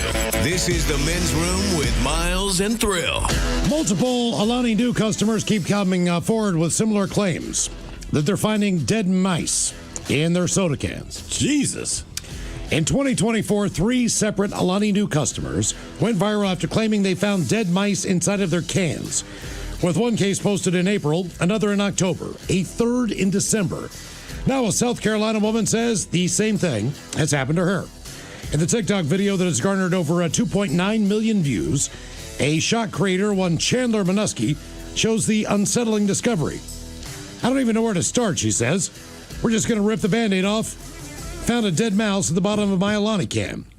She says she was drinking from the can when, with a small opening for drinking, which she believes would make it very difficult for the mouse to get in there after she opened it. So she explained she drank 3/4 of it and started pouring the rest down her sink. When she noticed the can was heavier than a normal empty can. I'm like, why does it feel like there's still so much in it? It's so heavy. Then she realized there was something else inside. I felt a little thud. Minuski then shows the camera what she's talking about. Inside the bottom half of the can, which she then cut open, is what appears to be a small rodent. Mm-hmm. Mm-hmm. I'm disgusted by myself, she says. I'm going to throw up in the bathroom. I'm shaking. It is rare. It's happened before. In 2017, a South Dakota man allegedly found a mouse in a Coca-Cola can. Though the defense attorney argued the mouse would have been in a more advanced stage of decomposition if it had been inside the can before it was opened. Uh-huh. So basically saying it got in there while the guy was drinking it. Right. Another infamous case happened in 2012 when a man claimed he found a mouse inside his Mountain Dew. In that case, PepsiCo argued that the drink would have dissolved the mouse completely if it had entered the can before sealing. Did that bring anyone comfort? I remember them saying that. Like, oh, no, it's Pepsi, dude. That mouse would have been dissolved, like a mob hit. It still would have been like a slush or a sludge, I would have to imagine. So our question, food or other intentional or not, what do you regret swallowing? 206-803-RIDE. That is like a mob hit hiding the body. That's what I mean, man. That's like, our Pepsi, it would have dissolved the mouse. Yeah. So I'm wondering if you filled up an Olympic-sized pool with Pepsi and pushed a human body in there. What's going to happen? Is it going to be dissolved when I get back? Does it dissolve the bones? Probably not. Right, well, a Coca-Cola will eat through a nail, the rust on a nail. It'll eat through the rust, but it doesn't eat the nail. But when Pepsi's defense is, well, your skin could be the rust, your bones might be the nail. Yeah. You could just come out a skeleton. I was just like, Jesus Christ, man, that kind of turned me off from Pepsi for a while. Hello, Josh. Welcome to the Men's Room. Good afternoon, gentlemen. Thank you. So, my story is, me and my stepbrother and I used to go mow lawns in the summertime, raise money for camp or, whatever. And we'd carry a milk jug full of water, stay hydrated. We'd be out for 8 hours a day. We'd get dropped off and picked up 8 hours later. Well, we'd split up, mow lawns separately. And when I met back up with him 4 hours later, apparently he got more gasoline. So he dumped out the water and filled up gas for the lawnmower. Not knowing, I grabbed that jug and chugged about 3 gulps of gasoline. Oh, man. Oh. It was horrible. Yeah, well, sure. Okay, I got to ask, did you get drunk? I don't know. I ran to a random house and grabbed the hose and rinsed and chugged water. Possibly, heat exhaustion and gasoline. I'm guessing there was some euphoria to that. Did you puke at all? The gasoline, yes. It did come back up. Okay. I was going to ask, if when you pooped, it smelled like gasoline. No. Everything, it came out pretty quick. Okay. God damn, man. Well, you got to figure if you're siphoning stuff, there's a possibility of that happening. That's definitely not 3 happening. gulps, because you're just trying to, get it in your mouth and spit it out. Right, touches your tongue, you're done. But. Yeah. I was so thirsty, and this was a water jug. So you go for it, right? In the midst of summer, you go for water, and he didn't stop me. He didn't know. I just went for water, and that's that. Okay. I'm surprised it didn't melt the plastic. Right. My dad, I remember we poured a little bit of gasoline in a styrofoam cup. I can't remember what he was doing, but we only needed it in the cup for a couple minutes while he did whatever. By the time we turned around, the cup was gone, man. Yep. When a toddler swallowed a wireless headphone, panic swept through her family within seconds. Leaving them frantically searching for solutions, the mom was in a panic. However, in the middle of that rising anxiety, one relative tried to introduce humor, a choice that didn't unfold the way that he had hoped. According to a Reddit post, everything escalated when a 3-year-old niece, swallowed my sister's left iPod, setting off a wave of concern among the adults that were present. Now, as everyone else around the child tried to decide what to do, the user attempted to cut through the tension with a playful idea. I was trying to lighten the situation, so I connected the AirPod to my phone and put my ear on her stomach to check if I could hear it. To his surprise, the plan worked. He said I could hear sounds coming from inside her. He said it was briefly turned the frightening situation into something oddly funny, but the apparent lighthearted approach did not resonate with those around him. Instead of easing the tension, it left the Reddit user looking somewhat apathetic to the situation. Oh, come on. He's the uncle. As he recalled, the people around us didn't really find it amusing and instead started staring at him. And they were irritated and were in disbelief. What was meant to calm the mood only made things more tense. I ended up being the only one laughing while everyone else was still stressing about the AirPod inside of her. Now, people were saying online, this has happened to someone I know. Sure. It will eventually become one of those family stories that gets told over and over again. More than likely, the kid will pass this thing without a problem. But one commenter said that he understood why the family was upset, why they were stressed and worried. On the other hand, this is 100% something that me and my husband would do if our kid swallowed an iPod just to make sure it reached the stomach. Absolutely. I mean, that'd be my first thought. If my kid told me they accidentally swallowed it, but let's fire it up. I've told this story before. My daughter was at the crawling age, and apparently I had some cargo shorts with a pretty decent size button on them. I had lost the button. I had no idea I'd lost the button. I just knew that they were my favorite shorts. And when I went to put them on, and there was no button there, I was pissed off because, number one, I don't have any extra buttons laying around. Right. Number two, at that point in time, I didn't have a sewing kit. So I'm like, well, these are my favorite shorts. That sucks. In the meantime, my daughter has strangely stopped eating. Yeah. And she was born without an esophagus. Mm. So in the middle of her chest was the area where they pulled down from the throat and up from the stomach and basically created one. Yeah. So think about an hourglass where this scarring would have been in the middle of her chest, Sure. but in her esophagus. So that area was not as wide as the rest for her to swallow through. That button got stuck at that point. And for however many days, because I don't know when I lost the button. Yeah. I don't know when she swallowed it. But she was not eating her food, and this was highly unusual for her. Yeah. Basically, what was happening is all of her formula was getting stuck in her throat. The only formula that was getting through was passing through the 4-thread holes. Yeah. On the like little drips. Just little, barely. Barely even at that. And this kid was already in trouble, so she's like starting to get emaciated. Yeah. And I'm like, what is going on with my kid? There's no bowel movements. She's not peeing. I'm not changing diapers. Something here is really wrong. And when they do the surgery, they basically take a camera and shove it down your throat. But for us, we were in a separate waiting area, and the camera we could see on a television. All right. In that room. So the doctor starts snaking this snake down there with the camera on it, and then all of a sudden I'm like, there's that goddamn button. There's my button. And I believe her mom still has the button. But Oh, really? I mean, it was just, I don't know. You didn't sew it back on your shorts? But there was a sense of relief once we realized that it wasn't a structural issue. Yeah. Or something that went wrong, from her surgeries and everything else. It was a goddamn button. And the guy just comes in, he's got it in a little pill bottle, ha, found it. Kid's good. You take her home, but it was still one of those parenting moments for days. Just what is going on with my kid? I've gotten lucky. My kid, because you wait for your kids to swallow something. It seems like the inevitable story. They didn't. Or if they did, it didn't cause any problems for me to notice. But I was always on guard for that. But they never, because they got the Legos, all that crap. And they didn't. And I am so thankful. Well, you got to remember, at that stage of parenthood, when this kid starts learning how to crawl, it's and this is before walking, it's a speed demon on the floor. Yeah. They just get faster and faster and faster by the day. Mm-hmm. So here I am doing all the responsible stuff. I'm putting up gates where steps are. Yeah. I'm going into the kitchen, and I'm child-proofing all of the cabinets. Because I found her there at one point in time, banging pots and pans. I'm like, what is the noise coming out of my kitchen? And I walk in the kitchen, there's nobody there. There's nobody there. I'm like, is there a ghost in my kitchen? And I hear these pots and pans banging around again.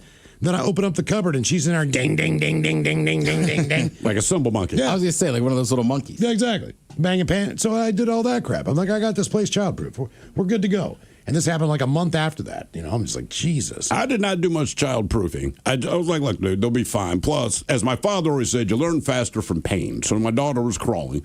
Kept telling her, hey, man, if you're going to go down the stairs, you got to do it backwards. And if you were watching, she would. If you weren't watching, she'd go down forward. Or she would try to, right? But we had the baby gate. So finally I told my wife, let's get rid of the baby gates. She's like, she's going to fall down the stairs. That is exactly why. And I swear to God, 2 minutes after we moved the child gate, she's laying on the bottom there. I looked at her. I said, backwards. It was never a problem again. I'm like, there we go. Just take it on the bingo card, man. Food or other intentional or not, what do you regret swallowing? 206-803-ROCK.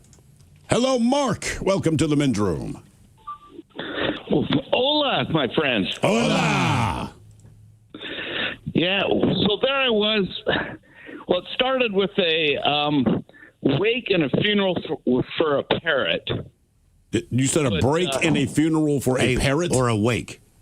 Well, it was a wake and a funeral for the parrot.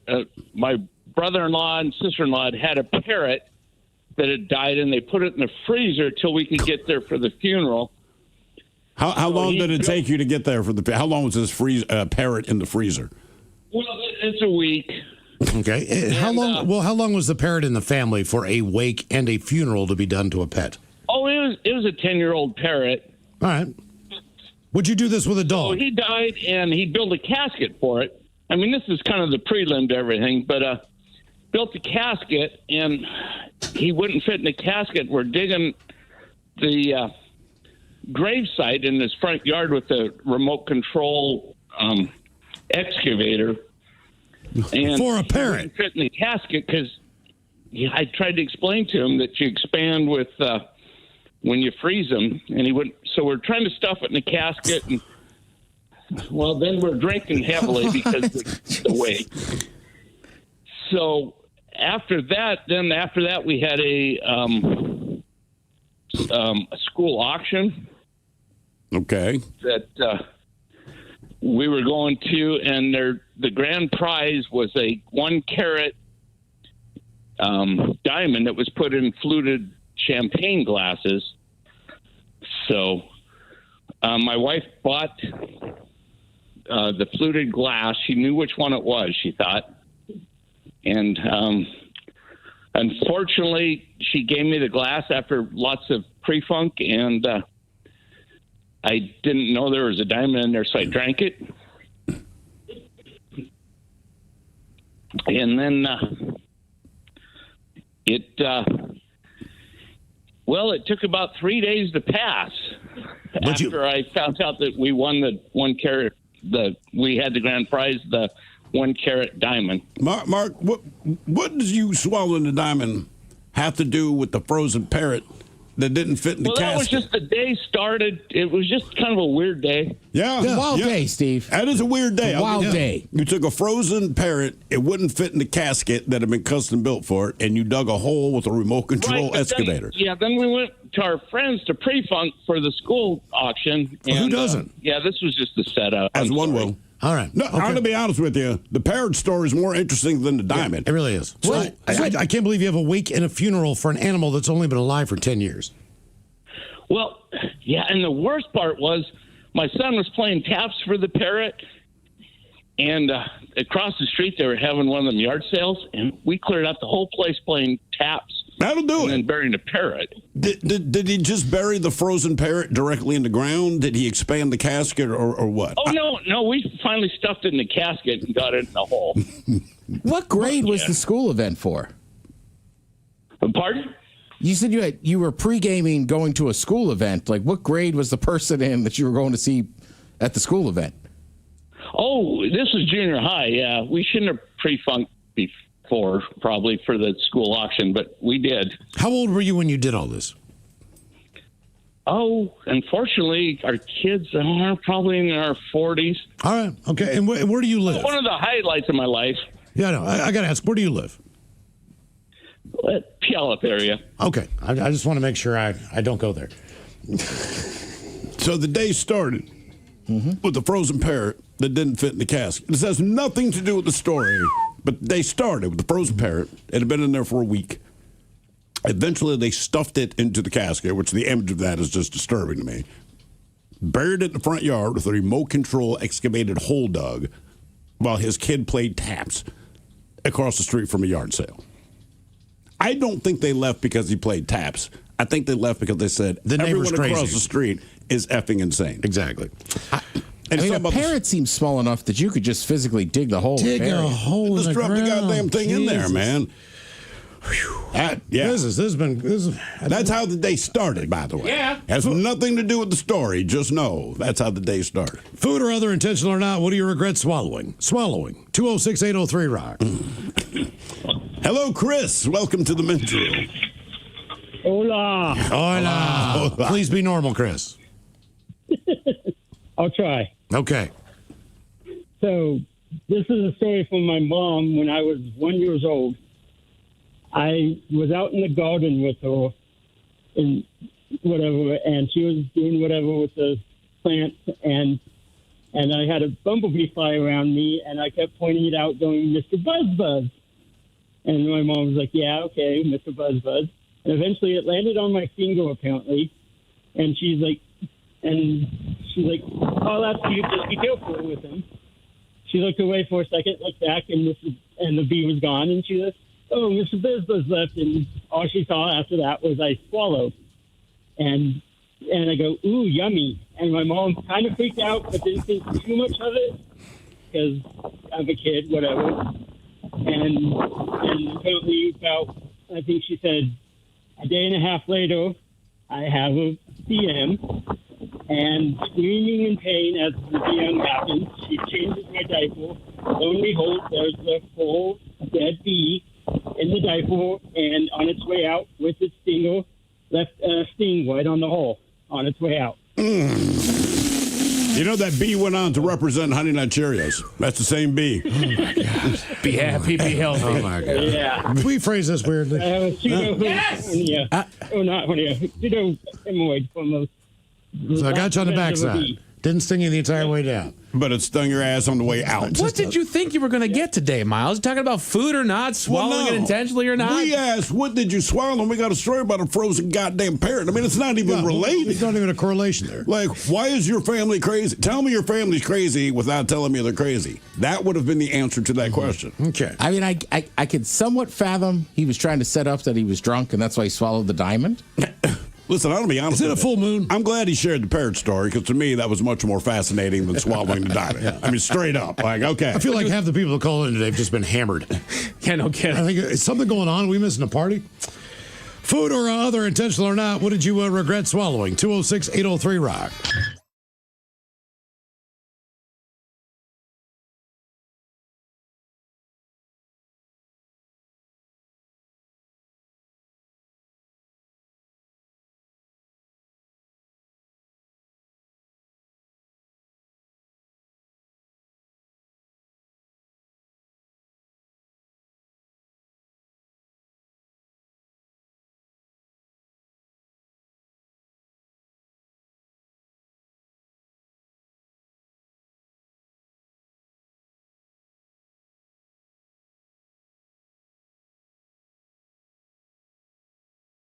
You need to cite the information of where you got it. But that's the irony of Wikipedia. They'll cite their sources. Yeah. So I could lie and say I read so-and-so and just cite the sources the Wikipedia Those cited. are the little numbers. You see the little blue numbers beside everything. They're just going to click on an article. That's where they cited the source. But it's going to 2 months, AI will do that.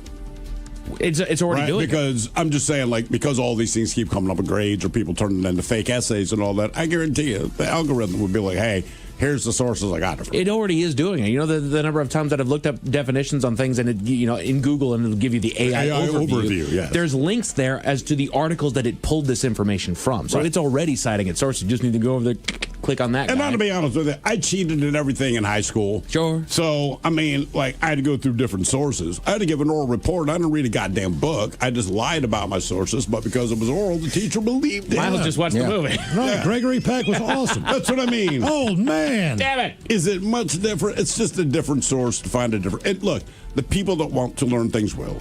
Sure. My brother, he loved comprehending things. Like, that's not going to change, but I cheated at everything I did in high school. And yet you're still learning things out of high school because you've now found an interest in these things that you had zero interest in back in school. That is correct. So you found your way to learn and you're learning all these things about it. So there's argument on both sides there. An asteroid the size of 2 buses is set to narrowly miss Earth by about a quarter of the distance that we have between us and the moon. 2 buses. And it's going to miss us. Okay. Watch it as it goes by, kids. Yeah, miss me with that one, meteor. Yeah. That's like something coming up with you downtown. I'm not going to mug you. Right. Okay. All right. Or a guy yelling from 5 blocks away, like, give me all your money. Or don't. You're not even close. No. We just have people yelling for no reason downtown. They don't even want your money. They're just going to yell. Right out your apartment. No, they're just going to walk and scream. Put your thinking caps on, Jen. It's time for the Merriam-Webster word of the day. Now, I got faith in you guys. I'm giving you a 90% chance of success on this. All right. It is a verb brought to you by the letter V. All right. And to do this to somebody is to show that they are not guilty. Oh. Verify. Vindicate. Ted Smith in the house. Look at that. Let's go. Like a man who's been to court. Vindicated. Come on. Vindicated. Where are you? It just came up quick. Like, okay. That's an I have experience answer. I don't know why I get so excited when I get one of those.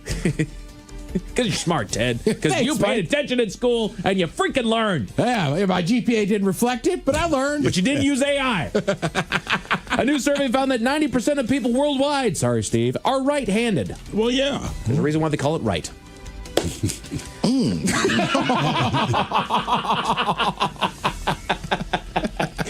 Yeah, that's been the case like forever. Right.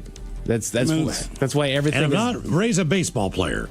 Yeah, no kidding. Yeah, I mean, everything's designed for right-handed people. But you don't notice unless you're left-handed. My nephew's kind of in that gray area right now where he's a little bit ambidextrous. I don't think he's dominant one way or another, but apparently If he plays sports, like lean left, bro. I'm about to say, he might start leaning left on this one, man. I mean, honestly, even in volleyball, the coach is like, ooh, you're left-handed, right? Yeah. So just put him in different places, and he has the same skill level as most people. It's just that every spin and every ball he hits is the exact opposite of what people are just. Basically, if you're left-handed, the only thing you can't do in sports is play third base.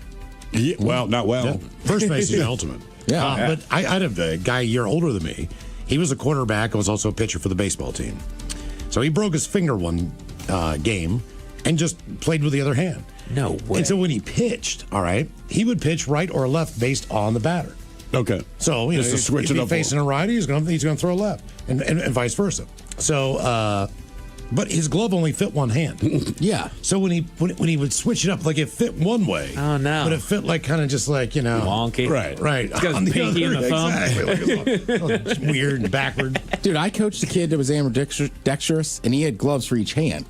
But then we got into a massive fight with the other coaches. They were like, he's only allowed to pitch 4 innings. And we were like, that's to save his arm. He's using a different arm. We could pitch him the whole game. How did that work out? Because you're right. It's all about protecting the shoulder. It did not work out in our favor. I didn't. But I don't think the umpire was smart enough to realize our argument. It's So like, it was just total number of pitches. Yeah. Or Correct. innings or whatever. I still think it's BS. And by the way, if you are a left-handed quarterback, every right tackle wants to play for you because they're going to get the fat contract. Right. Yeah. But that's also very difficult for the receivers.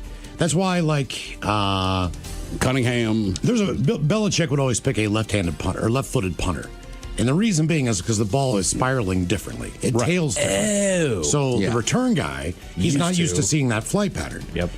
Therefore, that leads to fumbles and everything. Same thing with the left-handed quarterback because the ball is spinning differently. So no way. Yeah. Yes. I mean, think about the velocity of the ball and the way it spins. Sure. And everything you're throwing your receivers is the exact opposite of what they're used to And doing. it throws off that much. Yeah. Oh, yeah. Jeez, a whiz. Even with shoulder. Sure. Talk about throwing an inside or outside shoulder. Like if you're left hand, it's different, right? You don't have to be the best punter. If you're left-footed, you will just cause more havoc than a right-footed punter. Damn, man. Huh. Okay, I like it. Miles, what day is it, my friend? Monday. It is indeed Monday. It's also National Speech Pathologist Day. The Men's Room Top 10. The Men's Room Top 10. So today we celebrate and send a big thank you to all those speech pathologists that are helping people speak better in the English language. And so I decided to help out by jumping in with the hardest words to pronounce in English. All right. This can also span not to mention just English speakers and definitely people that are trying to learn the English language. So they start here. Is this just English overall or like with an American accent? This is English overall. Okay. This is English overall. It might even be with English accents. I'm not positive. I just know the way we say rural, like English people can't say rural. Number 2 on the list is rural. Rural. Have you ever? There was a. Let's see, 30 Rock. Apparently, a character starred in a film called The Rural Juror. Rural Juror. I just follow these two guys that always come over to America, and they're British, they're still like, I still don't know how to say that word. I don't know what you guys are saying. Rural Juror. I always hate a Pythagorean. Just say the cut. Yeah. They actually start out with one of the ranks of an army officer. Captain. Corporal. Colonel. Colonial. Yeah, colonel. Colonel. Well, yeah, we spell it stupid, but yeah. Right, and I want some colonel action tonight. And so I wanted to start with that one. They have it as the number one, but honestly, I think it's just for people that are trying to learn the English language because once you look at that one, it throws you off because it really doesn't follow any of the rules. Because that's the thing about.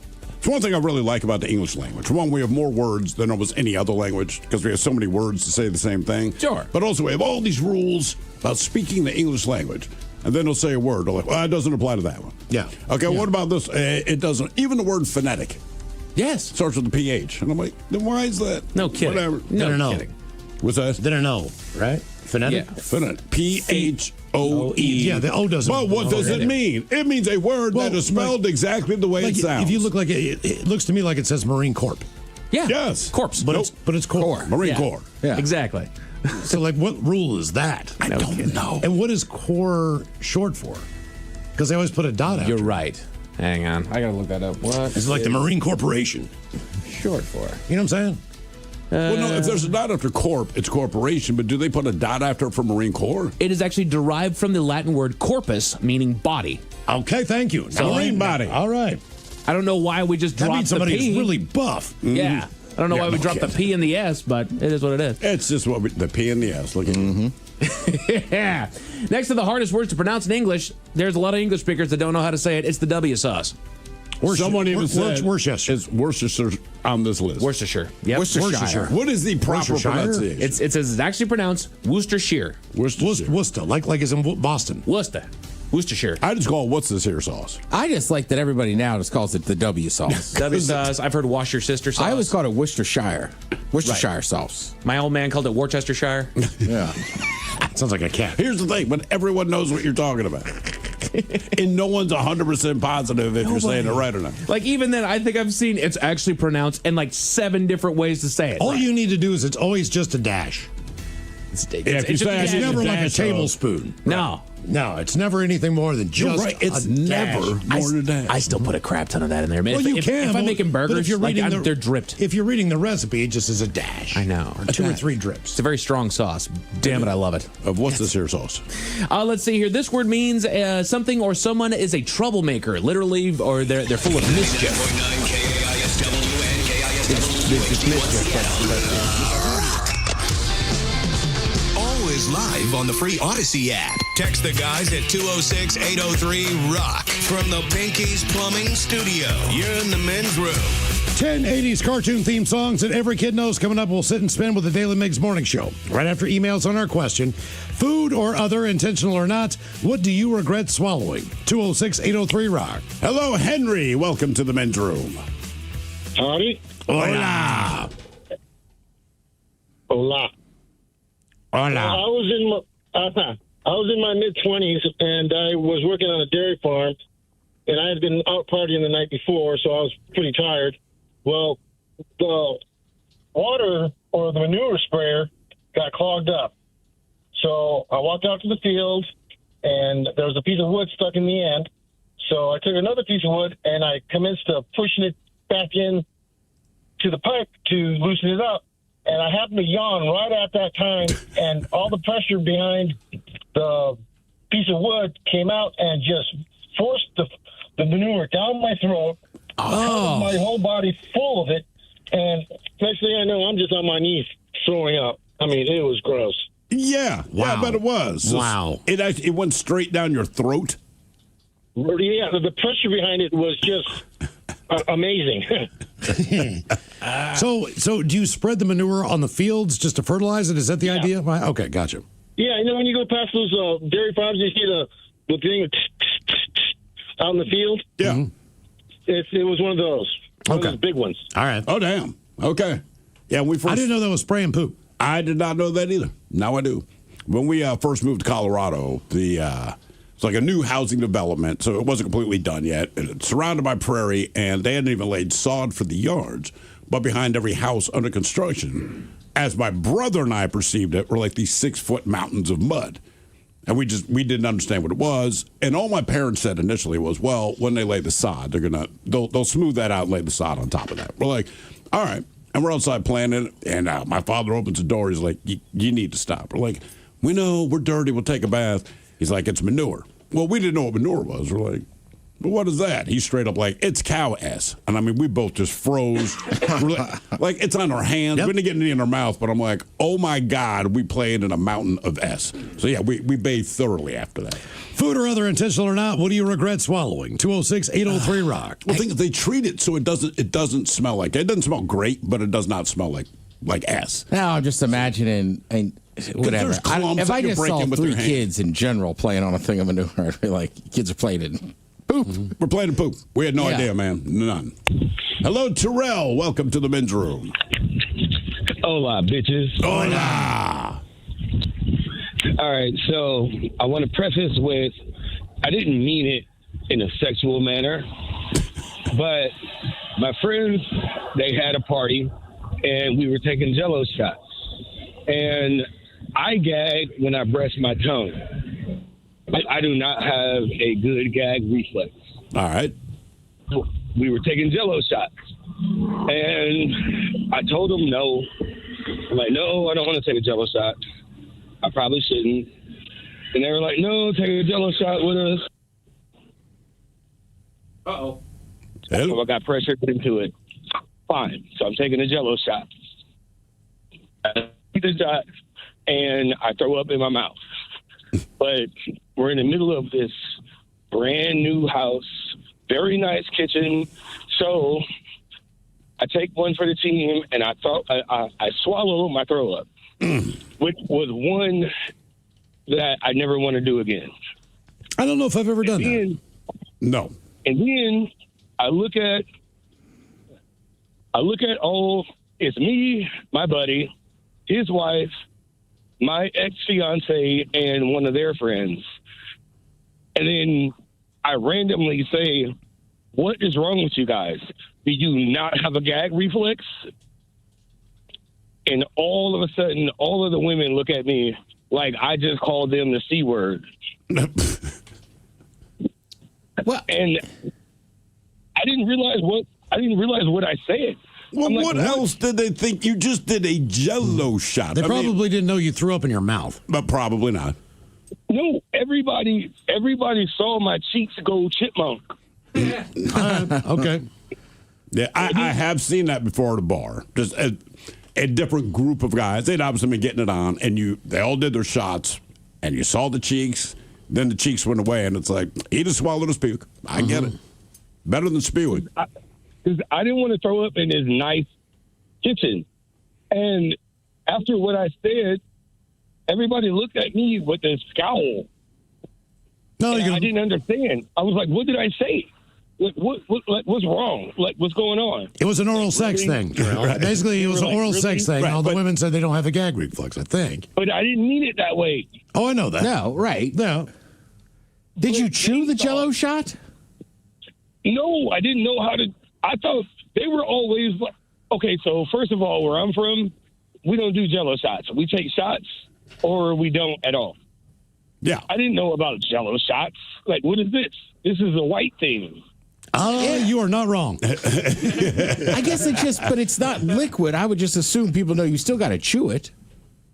Right, but if you had the word shot. Okay. I grew up eating Jello, but Jello shots, they were just like, yeah, you just put it in your mouth and you swallow it.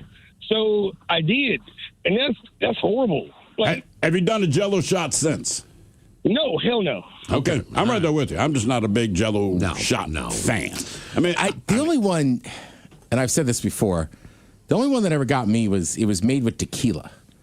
Oh, it's not vodka? Right. It's not vodka, and I don't know how to explain it because I drink tequila. Like, I'll do a shot of tequila. Yeah. But chewing tequila is just, I think you were sitting next to me that one night, and I just had this look on my face. I was going to ask you were like, are you okay? And I was like, I might puke. I will say, at that watering hole, man, always ask, because the chick who makes all the Jello shots, she will always talk to my wife about it because my wife enjoys Jello shots. But she'll tell her, these are vodka, this particular flavor is tequila. And I believe they started labeling it on the board now because I think a lot of people ran into your thing expecting vodka. And like anything, look, I like tequila, but if I take a sip of water and it's not water, it's tequila, I'm going to spit it out, right?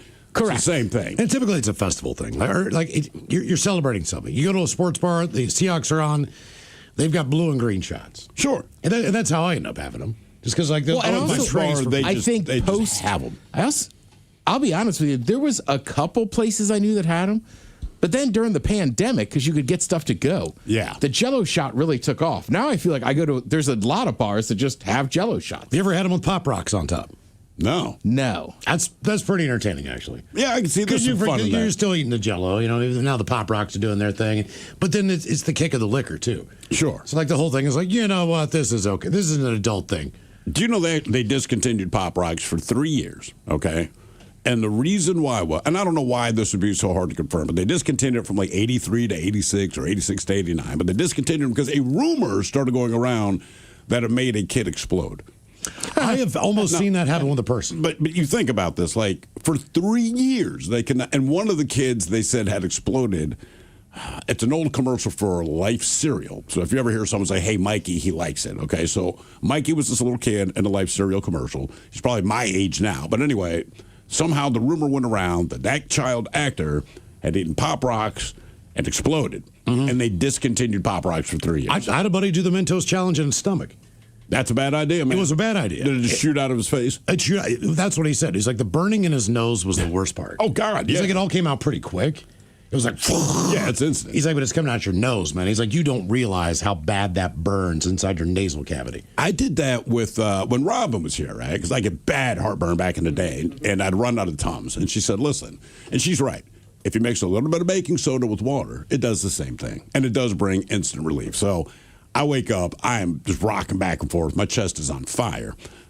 About 3 in the morning, I roll out to the kitchen. So I don't realize how much baking soda I have dropped in this glass.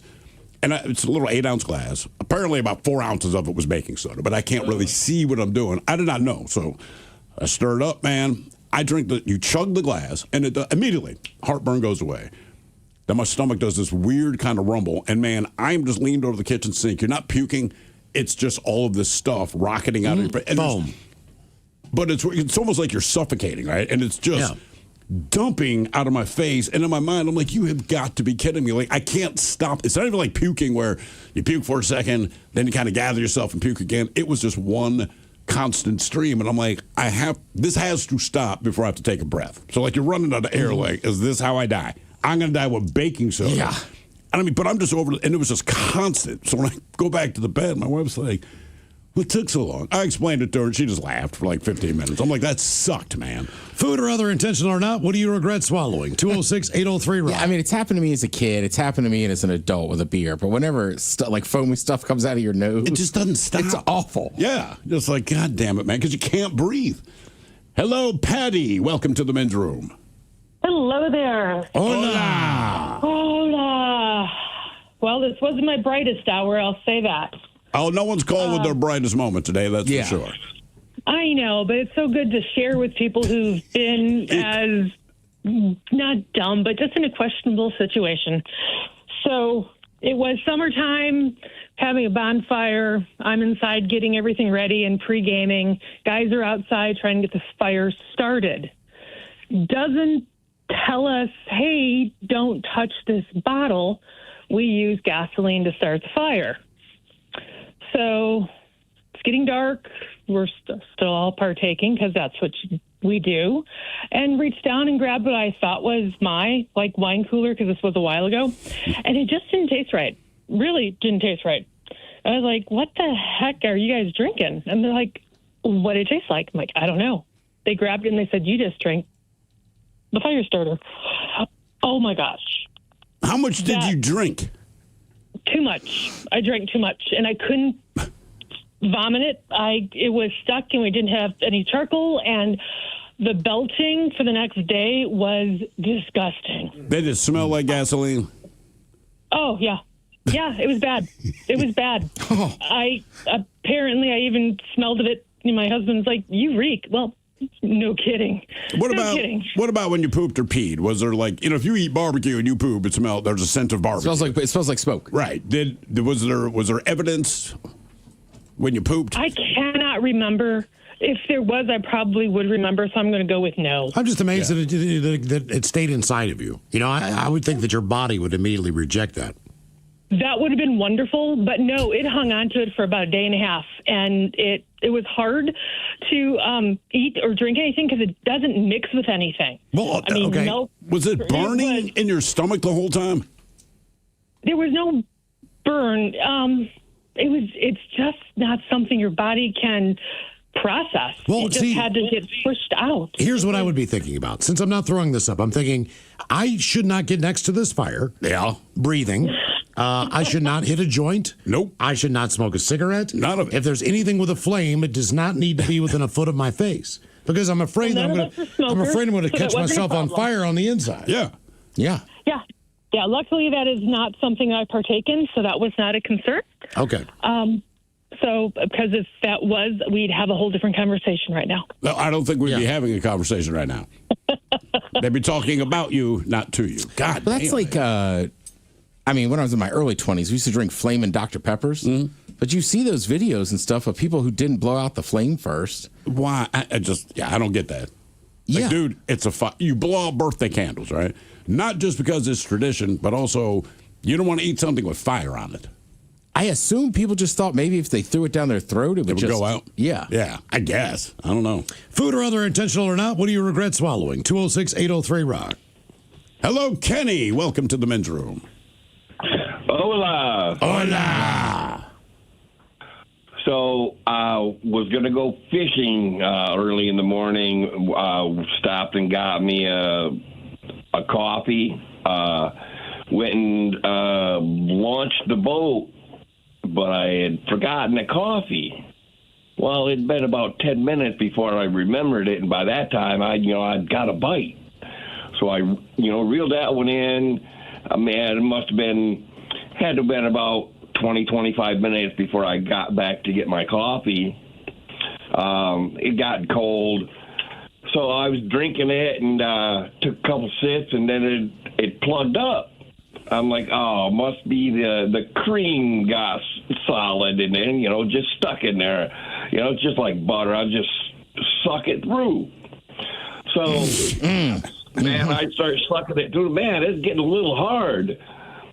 So what had happened is in that time, a slug had crawled down in there. And when they die, they just start secreting that mucus, right? So not only did that slug hit the back of my throat, all that snot came with it. Immediately came back out. What's the closest? What does that taste like? What is the closest comparison? Probably like the bottom of your dirty sock. Okay. Yeah. But, no, I was trying to think what could get through that small hole and entered that cup of coffee. So I opened that lid and looked down in it, and that snot was more than coffee and left in there, and there was 2 of them in there. God. Okay. Golly. You sucked a slug through a hole, brother. Food or other, intentional or not, what did you regret swallowing? 206-803. That's the worst part, that he put the effort in to suck out the clump, just to find out that it is a secreting dead slug. I'm not big on sucking up clumps. No, man. I don't make an assumption about what it is. We agree on that. Suck. Right, like, because sometimes, right, you'll see me drinking, like, the green smoothie or whatever. Yeah. But they use pineapple in it. Okay. And sometimes, like, I know it's just a little piece of pineapple in there, but I will open the top, take it out, just to make sure. Just to make sure. Something in my brain goes, don't force the suction.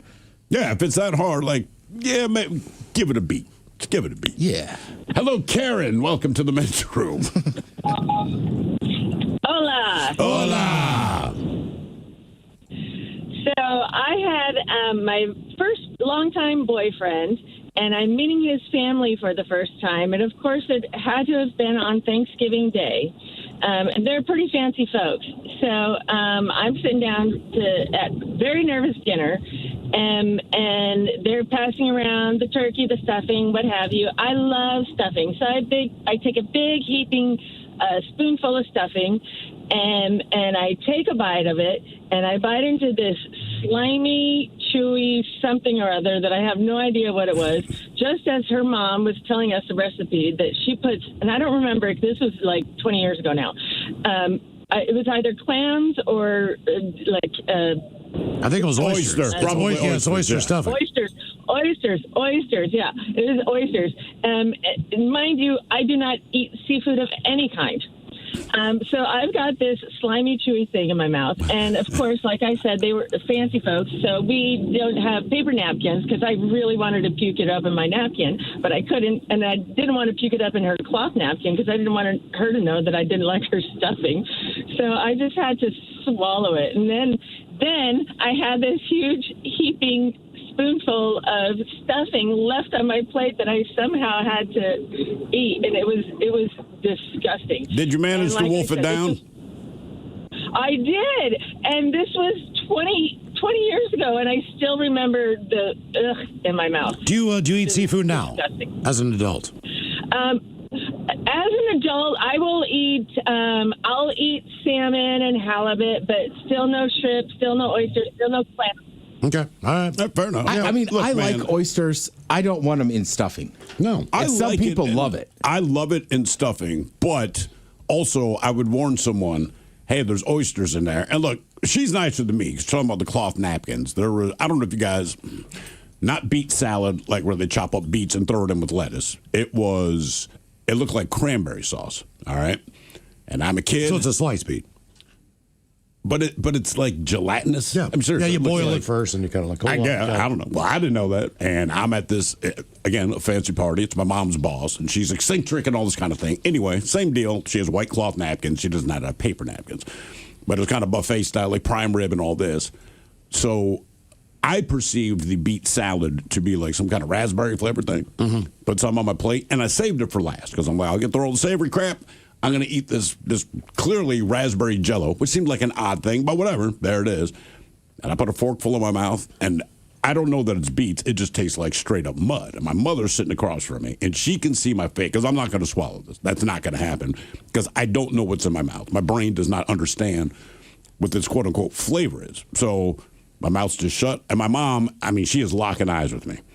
And I grabbed the cloth napkin, and I mean, now I feel the toe of her foot is hitting my shin under the table. And clearly she is communicating, do not dare spit that into this white cloth napkin. And I knew she would not yell at me at the party, So I just remember we locked eyes, and I put the napkin up to my face and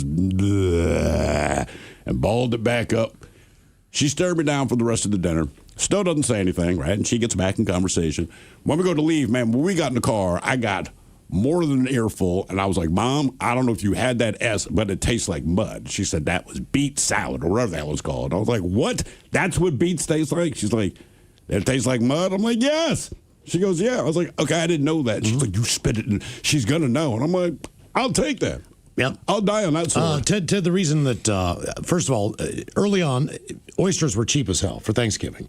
Yeah. So people, instead of putting sausage in there or whatever, they would put that in there for protein. But the reason that it is preferred is because of the juice of the oyster or the clam. Mm-hmm. So, like, you could take a bottle of clam juice, and instead of using chicken broth, you could half it because the clam juice is more flavorful. Yeah, I mean, that's the whole point. Yeah, and that's kind of why they do that. Again, like I like raw oysters. I mean, I like oysters, but I don't want them in my stuffing. That's fine. And I'll eat some clams, but I don't want clamato juice. I'll just have tomato. Yep. So I'm just like, I don't know. There's little lines with like shellfish where I go, You prefer clamato over tomato? No.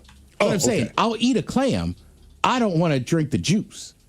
I don't, but I'm saying if someone said you have to drink tomato juice or clamato, and I don't like either. Oh, I'm taking clamato every time. Oh, really? Yeah. And typically, you cook you cook with clam juice if you can. Yeah. Not that it shouldn't be a clamato. I've never had it just like out of the bottle raw. It's always I took a sip once, something. but yeah. I've only ever had it when it's mixed with a beer. And that seems like a bad idea to me. Yeah. Tara Daly, Steve Mix, the Daily Mix Morning Show coming up. We're going to sit and spin. We've got 10 80s cartoon theme songs that every kid knows. And we got your emails coming up next to the men's room at KISW.com.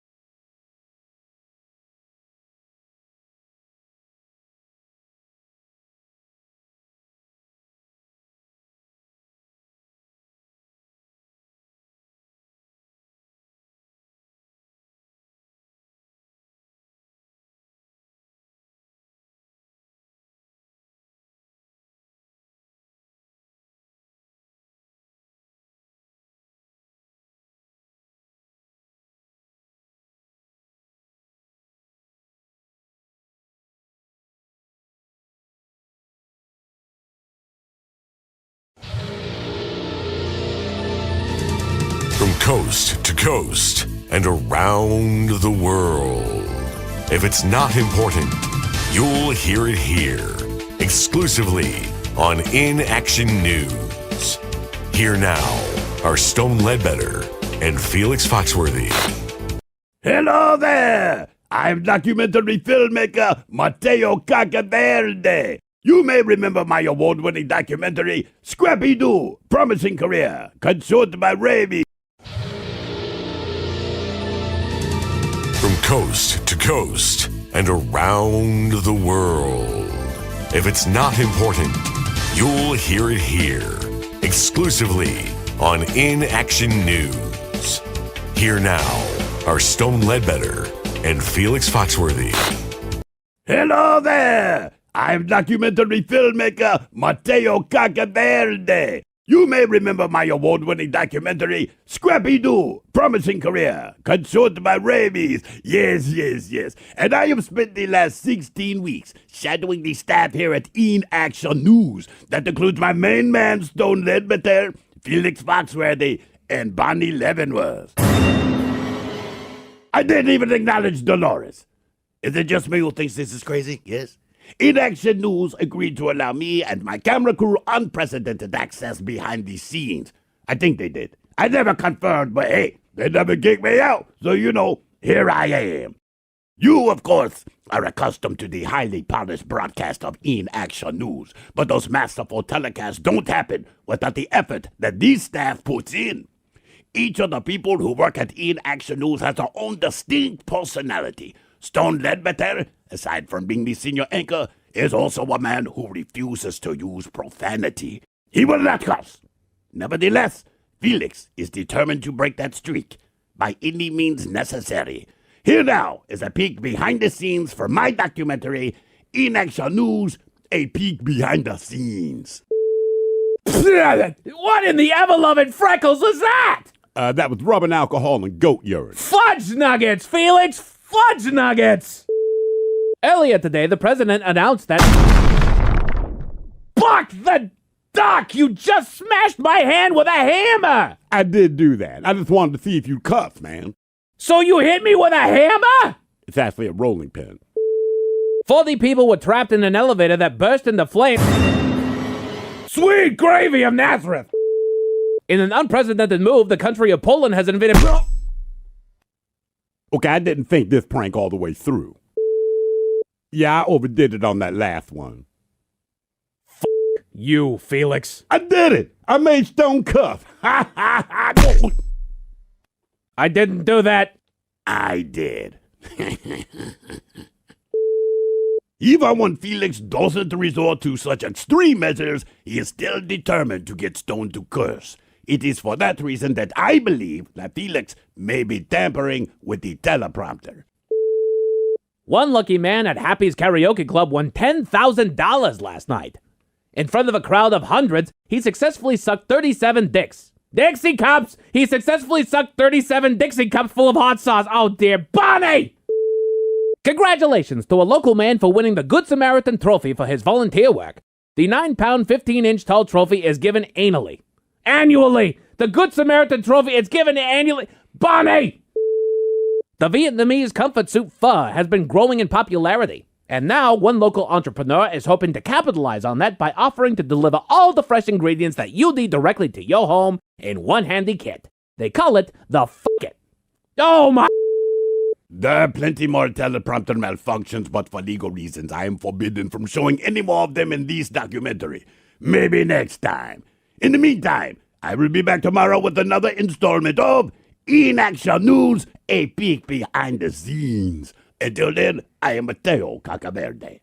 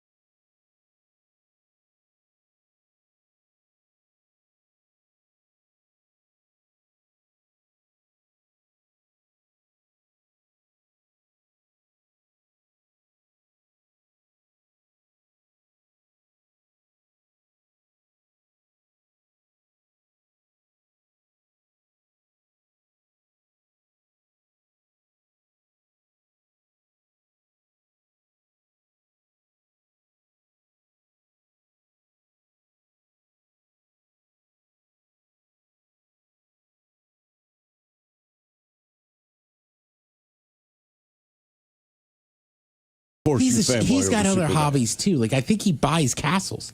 Like as much money as that guy's made, it seems like he's always almost broke again. Yeah, because he buys a dumb ass. Jason Momoa. Again, I don't know that I call this a strange hobby. Knitting. He's a painter. It's not that it's strange. It's just your perception of, action hero, big guy. The idea of him sitting down quietly and painting. Making happy trees. Okay. And I know he has talked about, like, as he's gotten older, slowing down and stuff. Sure. But I have it on good authority. He also thoroughly enjoys a pint of Guinness. Yeah. Yes, I've heard that. All right, how about an actual Superman? Henry Cavill. He's a British dude. Think more of nerdy stuff. Coin collecting. Lord of the Dungeons and Dragons. World of Warcraft. All right, I can see that. He's a WoW guy. He is into nerdy stuff. There was something else where he connected with another star on there, and it was like Magic the Gathering or something like that. He's a nerd. Okay. It would be funny if you're just playing online and then like somebody's like, it's actually me, I'm Superman. I'm like, shut up. And he's been calling your names the whole time. Yeah. Bitch. Former wrestler, now actor, Dave Bautista. He's an interesting dude, man. But he is. He's from D.C. area as well. Is he? Yeah. Trains. Not trains, but kids like trains. And what do kids Legos? What do kids take to school? Lunchboxes? Yeah, he collects lunchboxes. Okay. I would not say anything to him about it. Yeah, right. That is very cool, Mr. Bautista. He's massive in animal rescue world as well. Really? Well, he's massive in a lot of worlds. He's just a big dude. I just always thought the thermos in those boxes were just not enough liquid. Never was. There's not enough liquid, but sometimes you'd have SpaghettiOs in them, so they'd stay. Oh, never got that. Yeah, they were supposed to stay warmer, but as a kid, I don't think you really care. It's just like, oh, sweet SpaghettiOs. Yeah. You can take the top off. Drinking them. No. They were plastic. They didn't hold. No. My milk was always warm. Yeah. Like, cool. Oh, no. It didn't matter what I told my mother. I'm like, but the milk is warm by the time I drink every day. But it's yours. Let's see. Terry Crews. He's another interesting dude. Man. He could work in a courthouse. Oh, sketch artist. Sketch artist. Yeah. Not a bad call, though, Miles. They both work in the courthouse. I have heard that, yeah. The strange hobbies of celebrities. I would like that job just for a day. Just to see what I came up with. Sketch artist. Is that a stick guy? Yeah, it is. But it's you. Oh, God. I mean, if I had that job, you're right. It would just be like stick figures. Like, I don't even know who's who. It's like, well, I wrote plaintiff. Exactly. Above it. Joe Manganiano. I'm just butchering his name. Was that DiMaggio? Mangiano? No, it was the guy that was married to Maggiano. KISW. We return to the men's room with Miles and Thrill. We will be joined momentarily by Taryn Daly's team mix from the Daily Mix Morning Show, sitting and spinning with the 10 80s cartoon theme songs that every kid knows. All right.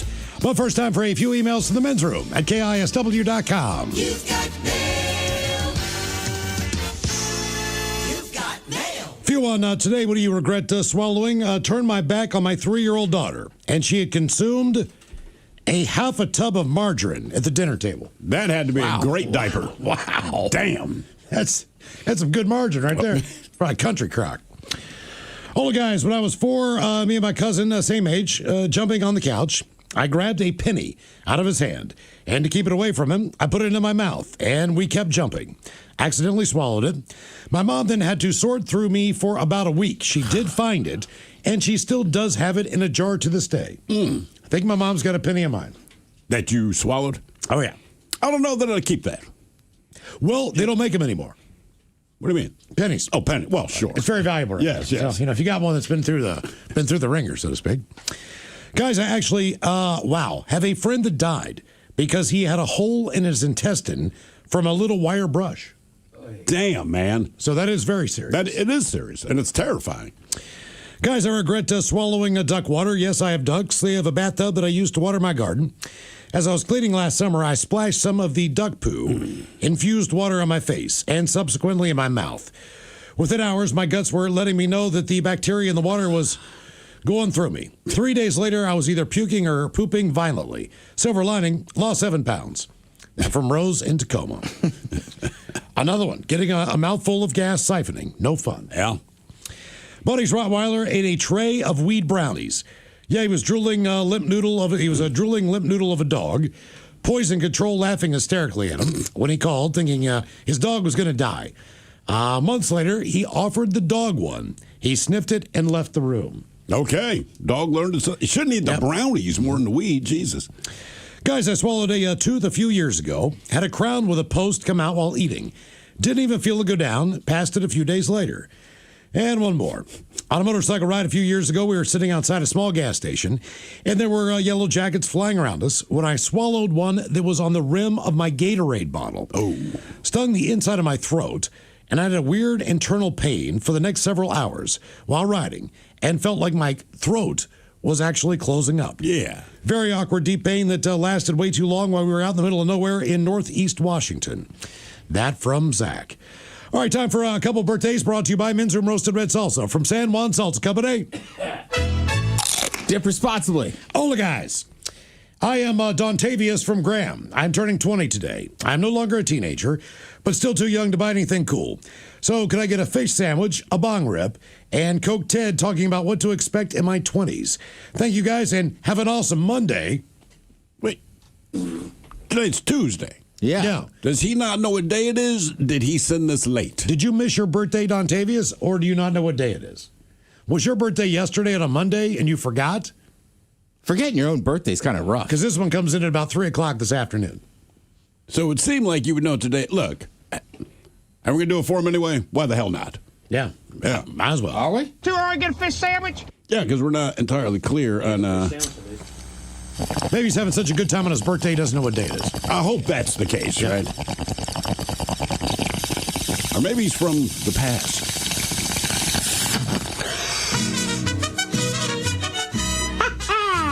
I'll tell you what, man, when you're on a good Coke bender, just like this guy, you never know what happens. Birthday happens, Mondays happen, Tuesdays happen. What day is it? You only know when you run out. Now time to eat. Pacholos, please help me wish my husband, Morgan, the happiest 42nd birthday ever. Throwing some turtle sex, green beans, and the dirty Germans. Talking about our Super Bowl champs, Go Hawks. He's a huge fan of your show and Men's Room Brewskis. Thanks, guys. That from Jess. Green bean. What? Green bean. Okay. Green bean. Chalk. Yeah, let's just talk about the Seattle Seahawks who won this year's Super Bowl. I want to personally congratulate your defensive player of the year who plays on offense. Yeah, it's that JSN fella. They seem to be disrespecting him, but he has a giant contract and keeps that chip on his shoulder. Yeah. That's unbelievable. They sent his ass a trophy. He was what, offensive player of the year? Correct. Okay. But they put defensive player of the year with his name on the trophy. And this is after the NFL honors. And look, I like Drewski. Drewski was messing with his name. He's a black comedian. I get it. People felt it was disrespectful. I think the more disrespectful thing was JSN obviously wasn't there since we were playing the Super Bowl, and they didn't play his acceptance speech. Then they sent him the trophy with his name on it, but it says defensive player. Also, I looked it up after you mentioned in the office, and the trophy also says the year as one word. So did they build this in a prison? They pushed it all together into one word. I don't know. Crazy crap. You're the NFL. You literally make billions every year. And you can't get offensive player of the year and separate the words the and year. So year. You're the defensive player of the year. All right, guys, here you go. Happy, happy, happy birthday. Happy, happy, happy birthday. Happy, happy, happy birthday to you, to you, to you.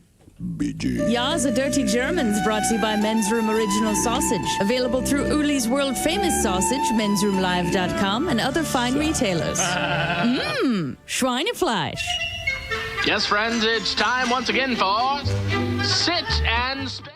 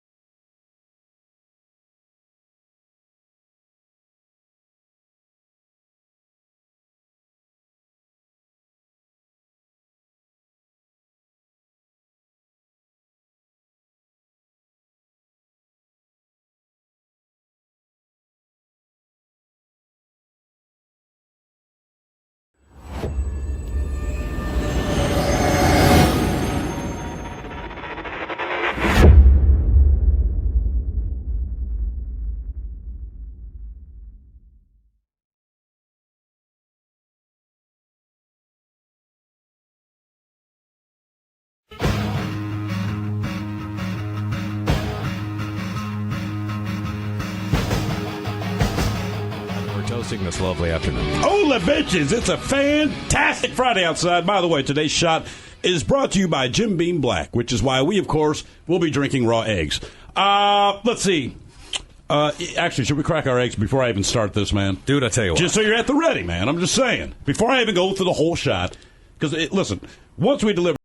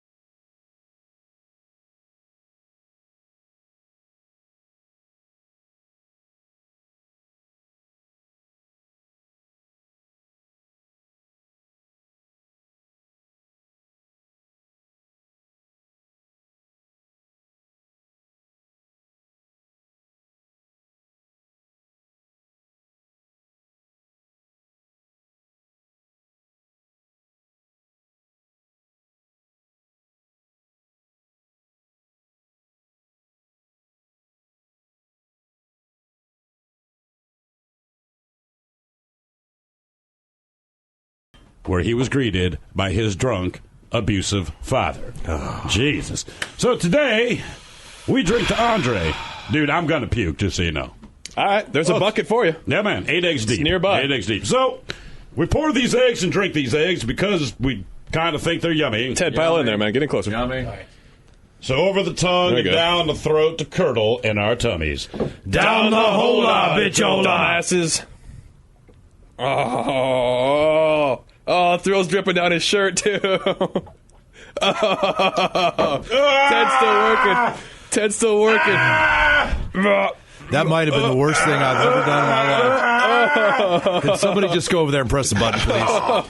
Good work, Jesus, buddy. God, dude, hit the button, will you, man? A yolk broke in my mouth, dude. Dude, it dribbled all on your pants and everything. I don't care. Jesus, I'd rather slam across Lake Washington. I didn't think it was that bad. It's Miles with Thrill in the Men's Room, 99.9 KISW Seattle. Don't try that at home. Jesus Christ.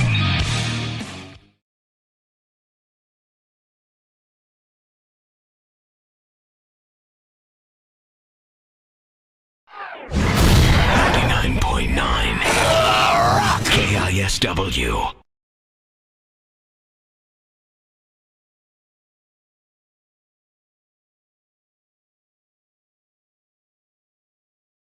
It's a crazy show. I can't even imagine. I can't really even describe it because there's so much going on. You can enjoy it from a number of different levels. Obviously, the music. Secondly, there's visuals going on. There's film screens. There's an incredible light show. And then there's performers on every song that are interpreting the song. It's sort of like performance art mixed with, very heavy rock. Right. So, I mean, there's a lot of time for 2 shows. You know what I mean? Is this, are you nervous at all about it in a weird way as far as all the things that are going? I know you guys are in control of what you do. But with everything else going on around you, I mean... Well, we've been rehearsing. Yeah, we've been rehearsing with the dancers, and the band's, of course, been rehearsing for it amidst writing the record. But also we're doing a week of rehearsals coming up with all the performers. Okay. So everybody will be very Now, let's bring the ladies up to a microphone. Ladies, go over there and get on the microphone. What is your name, lovely lady? Go ahead and step up there. Yeah, you. Smiley. Yeah, go ahead. Smiley. Don't be shy. McSmileson. Well, my name's Brittany. Brittany, what are you doing exactly in the cabaret? Well, we're go-go dancers. So. You guys are go-go dancers. Yes. Now, what exactly is it like? If you're like we were saying, there's the go-go dancers, there's burlesque dancers, and in a sense, I guess I know the difference, but I mean, I don't really know the difference. So, like, what separates you from the burlesque style or whatever? Well, go-go dancers normally accentuate the music, accentuate the DJs or the bands, and we're just a visual representation of what the music is. Okay. So and they don't take off their clothes. You do not take off. Okay, we're done talking to you. Okay. Where are the other dancers? What dancers take off their clothes? Now, what is your name? My name's Michelle Mason. And Michelle, how long have you been a go-go dancer? I'm not a go-go dancer. Now, what are you? Well, She's a cougar. I'm a cougar, and I have other parts. Yeah. Michelle, step up to the mic a little bit so we can hear you. Now, what did you say? Now, you're a professional. What now? Besides a cougar? Well, I'm a role of a little bit of a cougar. Okay. And they caught your buddy in Magnolia yesterday and put him to bed. I'll be handing Jeff, along with my coworker, like pills and a drink and stuff like that. Oh, so you're a drug dealer? Stuff to get me through the show. Okay. Yes. Now, is part of your job to get naked up there? Oh, partially. Okay, all right. I'll be dancing a little bit in the end, too. Okay, all right, sounds good. Next in line there, go ahead, step up. I'm Miranda. Miranda, and what are you doing up on stage? I'm also go-go dancing. Okay, and how long have you been a go-go dancer? Well, I've always danced, but this is like the first big show. So you're pretty excited? Yeah, I'm stoked. And you're not going to get naked because you are a go-go dancer. Yeah, I don't get naked, just the burlesque dancers. Now, are you not getting naked because you're a go-go dancers? Because I know you and Jeff might have a relationship outside of the band. Say, did he say, "Hey, why don't you just do the go-go part and not, come on"? Well, I don't like the little nipple tassels, so that's why I'm not burlesque dancing. Is that part of it? Yeah. Wait a minute, you're not burlesque dancing because of the nipple tassels? Yeah, I don't like those. I guess we each have our thing. Who doesn't like those? I know, it's my first thought. Every girl wanted to make them swing. Not me. That's right. All right, well, next, stand up there for a minute and say your name. Hi, I'm Marnie. And Marnie, what are you doing? I'm a go-go dancer. You're also a go-go dancer. Yes. Do you have a problem with the nipple pasties? Yeah, I do, actually. I do. Okay. How do you keep them on? Not me. Somebody smells really That's me. Okay. So far with the practice, are you guys pretty excited about the show? You know what I mean, from an outsider's perspective and all the things going into so it? So excited. Okay. So excited. It's going to be awesome. Let's take a break. We've got something we want Jeff to do after that. We also got to do a grand prize drawing. So yeah, but that involves me like turning around, man. Yeah, I know. Do you want to turn around? The problem is all the women that stood directly in Ted's eyesight. Yeah, exactly. Like they're wearing boots, too. It's pretty. Very nice. All right.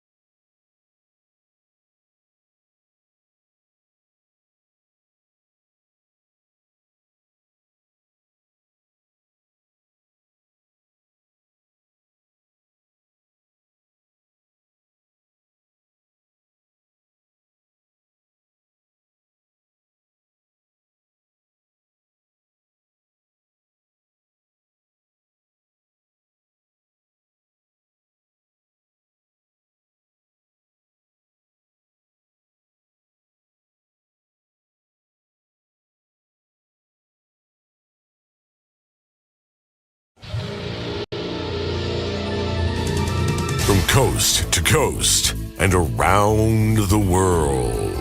If it's not important, you'll hear it here, exclusively on In Action News. Here now are Stone Ledbetter and Felix Foxworthy. Hello there! I'm documentary filmmaker Mateo Cacaverde. You may remember my award-winning documentary, Scrappy-Doo, Promising Career, Controlled by Rabies. Yes. And I have spent the last 16 weeks shadowing the staff here at In Action News. That includes my main man, Stone Ledbetter, Felix Foxworthy, and Bonnie Leavenworth. I didn't even acknowledge Dolores. Is it just me who thinks this is crazy? Yes. In Action News agreed to allow me and my camera crew unprecedented access behind the scenes. I think they did. I never confirmed, but hey, they never kicked me out. So, here I am. You, of course, are accustomed to the highly polished broadcast of In Action News, but those masterful telecasts don't happen without the effort that these staff puts in. Each of the people who work at In Action News has their own distinct personality. Stone Ledbetter, aside from being the senior anchor, is also a man who refuses to use profanity. He will not cuss. Nevertheless, Felix is determined to break that streak by any means necessary.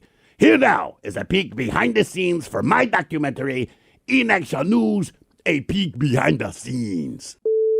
What in the ever-loving freckles was that? That was rubbing alcohol and goat urine. Fudge nuggets, Felix! Fudge nuggets! Earlier today, the president announced that... Buck the duck! You just smashed my hand with a hammer! I did do that. I just wanted to see if you'd cuff, man. So you hit me with a hammer? It's actually a rolling pin. 40 people were trapped in an elevator that burst into flames. Sweet gravy of Nazareth! In an unprecedented move, the country of Poland has invaded... Okay, I didn't think this prank all the way through. Yeah, I overdid it on that last one. You, Felix. I did it! I made Stone cuff. Ha ha ha! I didn't do that. I did. Even when Felix doesn't resort to such extreme measures, he is still determined to get Stone to curse. It is for that reason that I believe that Felix may be tampering with the teleprompter. One lucky man at Happy's Karaoke Club won $10,000 last night. In front of a crowd of hundreds, he successfully sucked 37 dicks. Dixie cups! He successfully sucked 37 Dixie cups full of hot sauce. Oh dear, Bonnie! Congratulations to a local man for winning the Good Samaritan Trophy for his volunteer work. The 9-pound, 15-inch tall trophy is given annually. Annually! The Good Samaritan Trophy is given annually. Bonnie! The Vietnamese comfort soup pho has been growing in popularity. And now, one local entrepreneur is hoping to capitalize on that by offering to deliver all the fresh ingredients that you need directly to your home in one handy kit. They call it the F***It. Oh my... There are plenty more teleprompter malfunctions, but for legal reasons, I am forbidden from showing any more of them in this documentary. Maybe next time. In the meantime, I will be back tomorrow with another installment of In Action News, a peek behind the scenes. Until then, I am Mateo Cacaverde.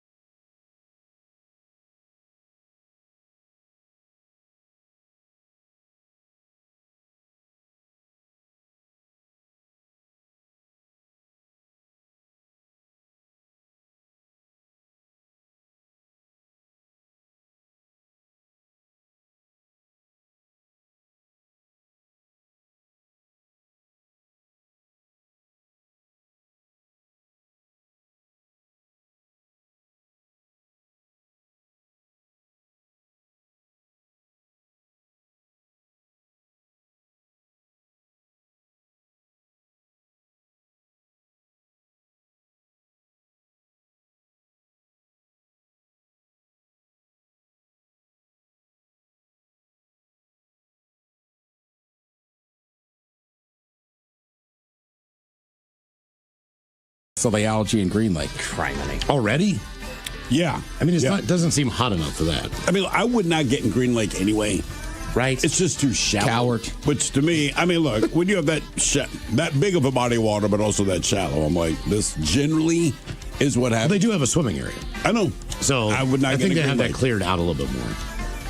Yeah. I mean, I kind of agree with both of you. I've swam in it before, but generally, like, post-July, I don't know if I'd get in it. Yeah, I just wouldn't. Last time I took a loop around there, man, I saw a trout that was probably at least, it had to be about 4 pounds. Thing was huge. I was like, dude, I didn't realize that there were big-ass trout in there. No kidding. Yeah, just right by the shore. There's too many geese out there. There's a lot of attractive things at Green Lake. Yes, I wasn't expecting you to go trout. Oh, well, yeah. A lot of things to look at out there. Yes, there are. Well, you know, every once in a while I'll look at nature.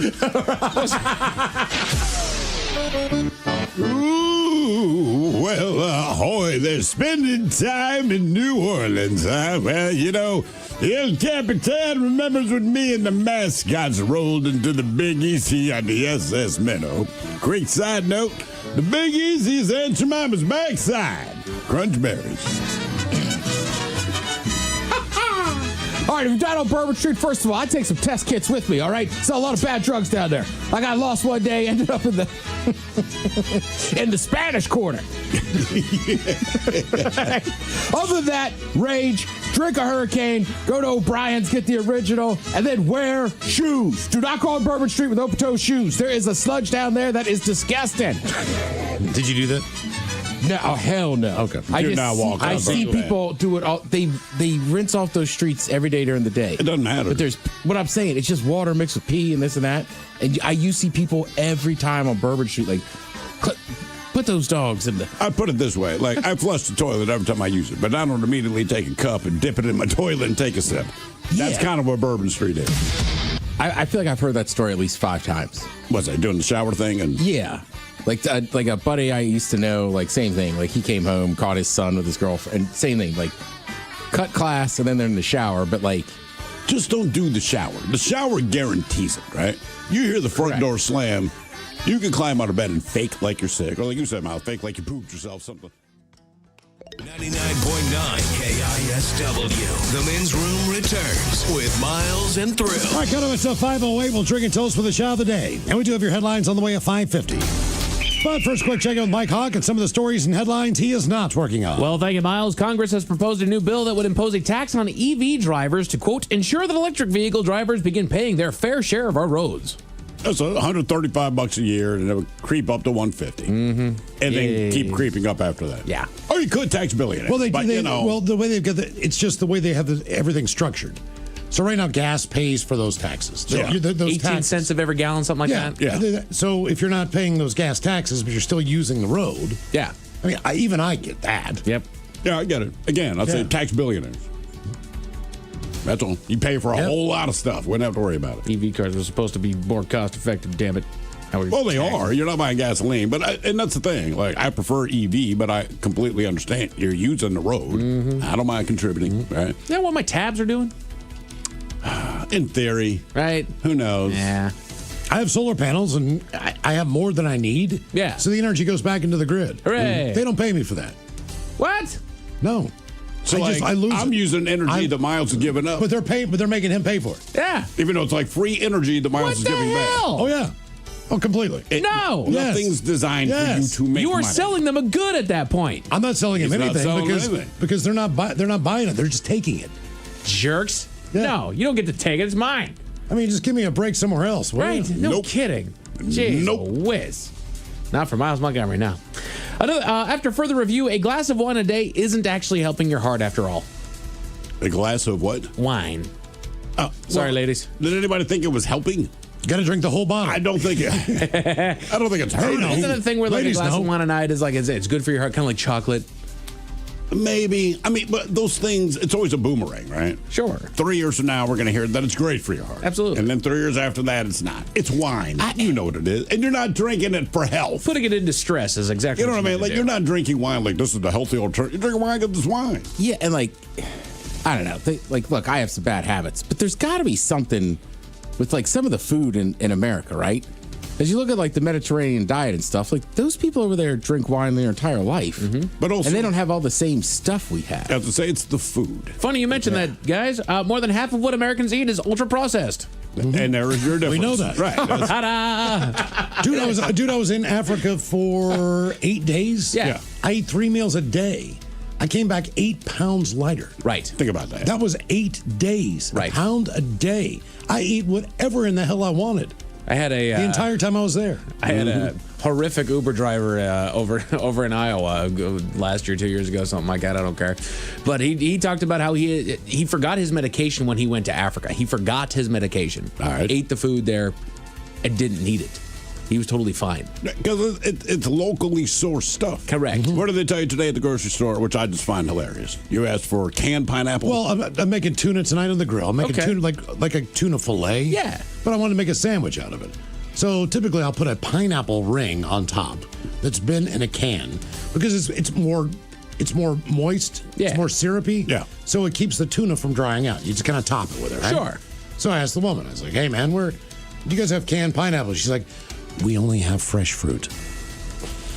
Oh. Where in Washington State do we grow pineapple? Right. You have real fruit. You do not have fresh fruit. you do not. That's what blows my mind. When it's like, if you're going to be pretentious, at least get it right. I think she just chose the wrong word. I know, but it's still so dumb. Yeah.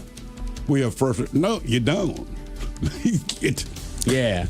You got a pineapple in Washington State. It ain't fresh. Dude, all I want's a sliced pineapple. What time of year is this? This is fresh, How foo-foo is that? Come on. It's dole for crying out loud. Put your thinking caps on, Jess. Time for the Merriam-Webster word of the day. Yet again, day 2 of 90% success chance. Come on, Ted. All right, I'm going to give you the first crack then. It's a noun brought to you by the letter D, Ted. And it refers to somebody's outward manner and behavior towards others. Demeanor. Bam! Ted Smith, 2 for 2. I'm smartest man alive. I'm not going to play the rest of the week. Okay. You're riding the bench. You're the reigning champion. You get first crack. Rating, defending. Yeah, you are. Man, he's a closer that's fought 2 nights in a row. We got to give him a round. I think we got to do that, man. The winner goes first next time. Okay. God, the pressure is building. Woo! Need to get Ted walk-up music here. It's getting worse, guys. Tarot card readers are turning to AI for guidance.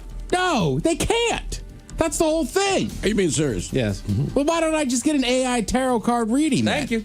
I mean, look, I don't buy into all their stuff, but like the whole point is that you do it. If you need imagine AI a fortune teller. I'm going to read your poem. Hold on, AI. So this like dude. Right. I mean, I don't know. If you need AI to tell you what it says, I don't need you to tell me me what the AI said that it said. I mean, your BS grift is not good. Right. You're not an AI. Right. You're not a tarot card reader. We know it's a grift, but when you turn to AI, like, well, damn. Right. Yeah, you got to, right. Don't take it out like I'm still trying, like I want to believe you. Sure. But if you're like, oh, I used AI, it's like, well, I thought you had secret powers. If I go to a college history class and you look up World War II on Wikipedia and that's how we're learning, I don't need you. I'll just read the doggone Wikipedia. You're not a teacher. Right. You're a projector screen. A new study found that icing an injury may actually make the pain last twice as long. Oh, really?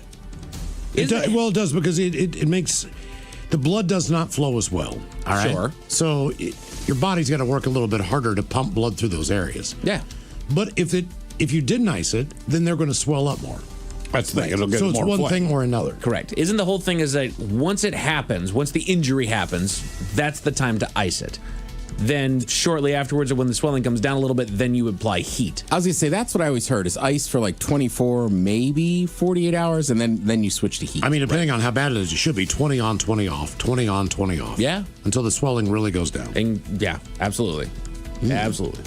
I mean, but that's me thinking about a high school injury in 1987. So I'm sure that medically things have changed. Did they need to, though, is my question. Dude, they used to put me in a,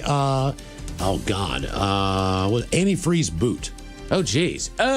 It was frozen, and then they pump it up to move swelling. Now, that was painful. Yeah. God, that sucked. Dang, dude. We used to do like the electric stem stuff, too. I like that. Ooh. I like it. Let's see here. We did get a recent list of the things that TSA, that you actually are allowed to bring through TSA, and I decided to have a little bit of fun with this. The Men's Room Top 10. The Men's Room Top 10. So I'm going to do a little bit of cheating over here. Because what this was is on social media, the TSA said that they can't allow protein shakes larger than 3.4 ounces, right? It's a liquid that's going through. But you're free to bring, quote, as many rotisserie chickens as you can fit in your carry-on. And Good news. Right, and people for are those calling of you it a that challenge. love rotisserie chicken. Right. Yeah, I've seen it. Really? Yeah. One time I was leaving out of BWI and a guy had a whole box of Royal Farms chicken. Ah, okay. Now I get it. Huh. So that prompted somebody to go to TSA's What Can I Bring tool on their website, and they found 7 things that you can bring onto a plane according to this website. Okay. You can just type it in and you can bring it. I've never brought food on from anywhere on a plane. Not even from like one of the places that you buy it in the airport. You buy like a sandwich at a. Oh yeah. And sit there But, like, and get through I'm talking TSA. about putting Yeah. it in my bag and checking it and bringing it on. I hate to admit this. I do it a lot. Lito's Pizza? Lito's Pizza. I flew a public sub back from Miami. I know. I was rolling the dice. It was a 7-hour flight, but it was delicious. So you just eat it when you get home? Yeah. Okay. All right. Got a point, Tim. Right, same with the Litos. I'm just like, ooh, I'm gonna want this tomorrow. Screw it, I'm putting it in my bag. Why not? I told you, I was sitting at the gate, and a guy walked by with a whole Litos box, and I was like, my man. He's like, I love it, I miss it. Nice work. They found that you can actually bring bowling balls and bowling pins. But in your carry-on? Yeah. As long as it doesn't exceed the 55-pound limit. Well, the carry-on's different, though, right? So wait a minute. As far as like potentially I'm going to hijack a plane. Bowling balls, no, in checked luggage. I have a 4-ounce bottle of cologne, or I got a bowling pin. Yeah. Me personally, if I'm in a conflict with someone and they break out cologne, I'm not sweating it. The worst thing that happens is I smell weird. The bowling pin, they're going to beat my ass. They are, but that's in your checked luggage. These are not carry-ons. Okay, I was mistaken. This is in checked. All right, luggage. that's fair. Yeah. Cremated remains in a screenable container. Sure. You can bring it. Well, you should, because if you go to a funeral and that's your dad, mom, whoever. A lot of people get transported, man. Now, is that carry-on or check? Let's see here. Let me look it up here. Cremated remains. Searching. Cremated remains. There you are. Special instructions for carry-on. Yes, you can check it. Okay. I just hope they need to tell all the TSA this, right? When I left Dulles, I had the shells from my dad's funeral at Arlington. Oh, yeah. And they said, yeah.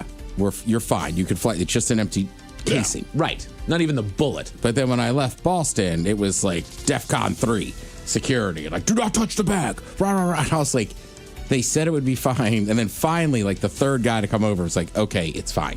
What am I going to do? Throw them at someone? Right. I know. It's a casing. There's no Right. powder. There's no nothing in slugs, it. Nothing in there. You could do a shot out of it. Yeah. Right.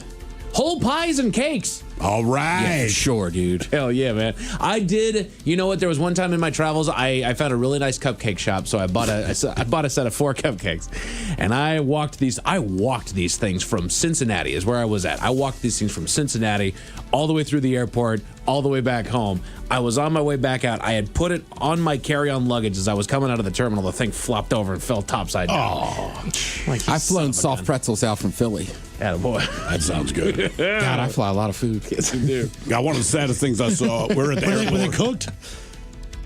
No, they're just like the ones you get like Wawa. There's like 2 of the taller, skinny ones stuck together.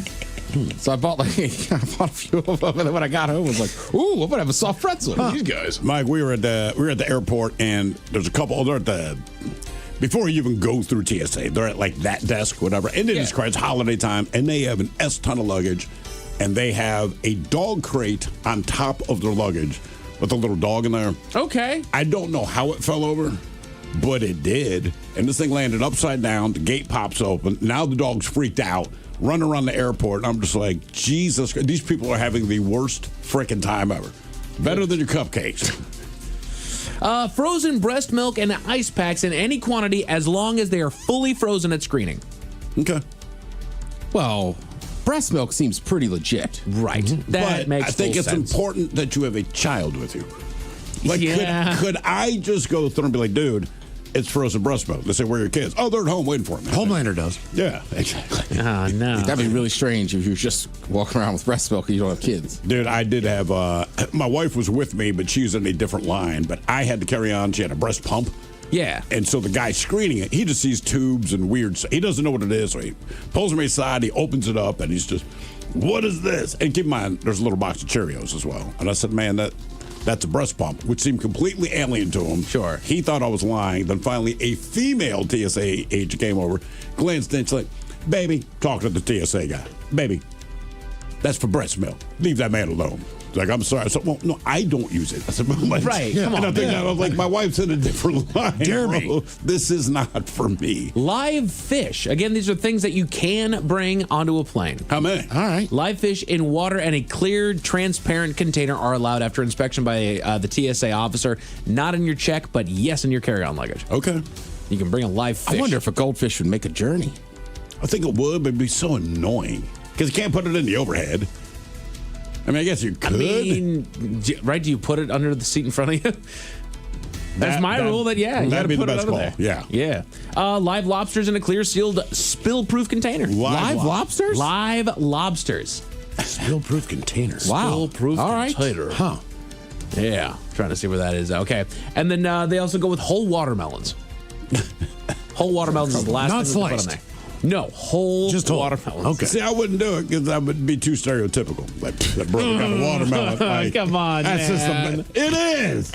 You should do that just as a socially awkward experience. I would give $20 to a white dude and be like, bro, can you just do this for me, man? I don't want to be that guy. Just an impractical jokers thing. He just walks. He's like, here, dude.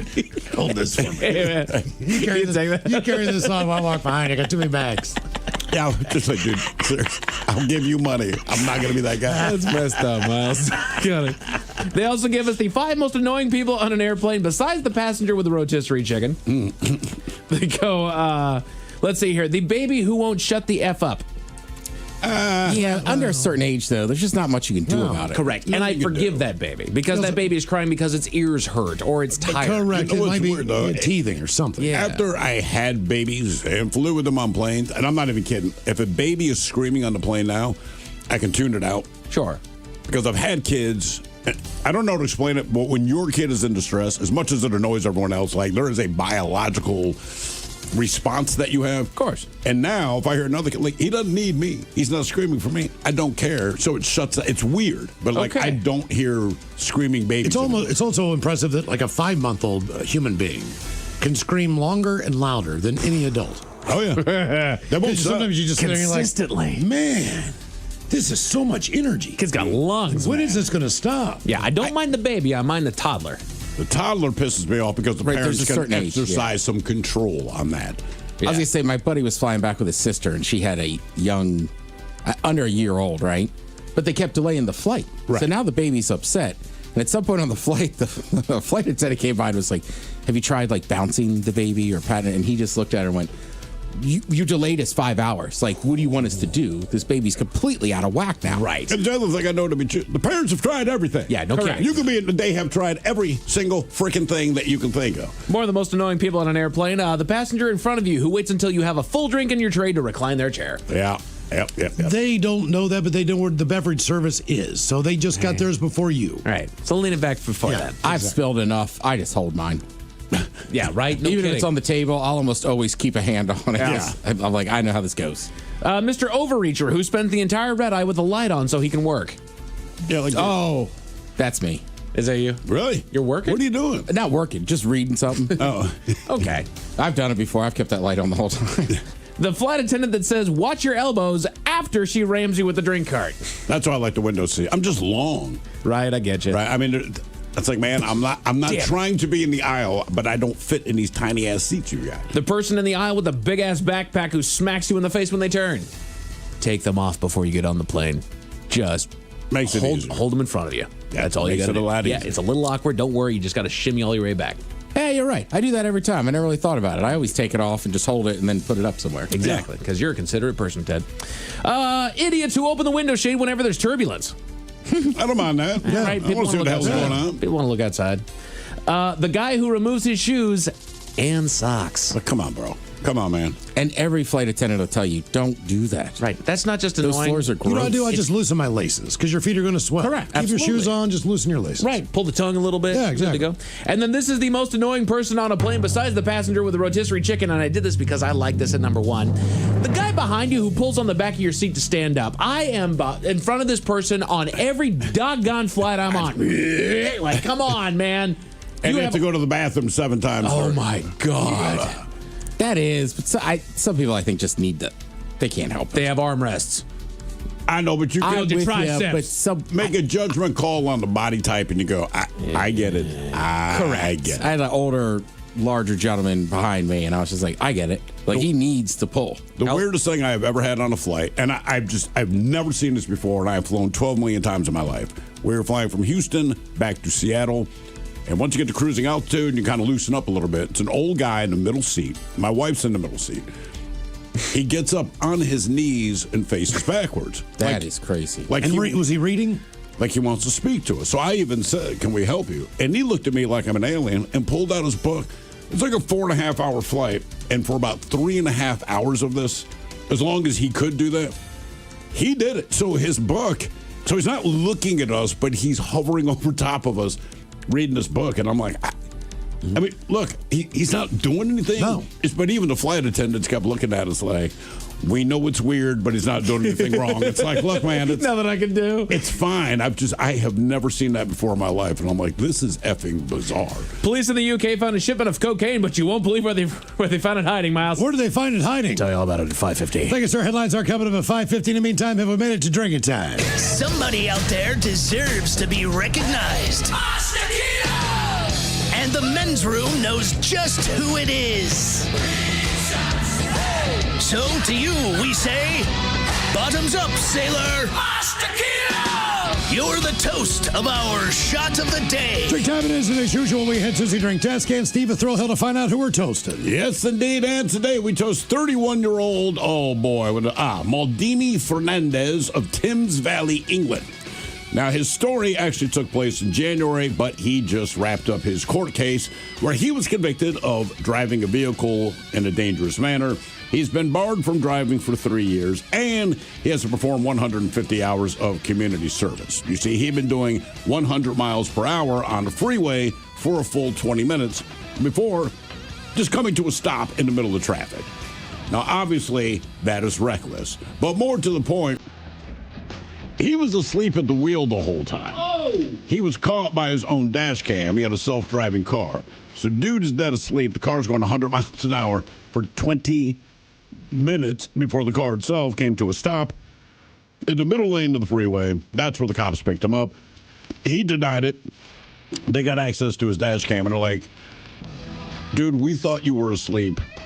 They thought he had pulled to a stop and fell asleep.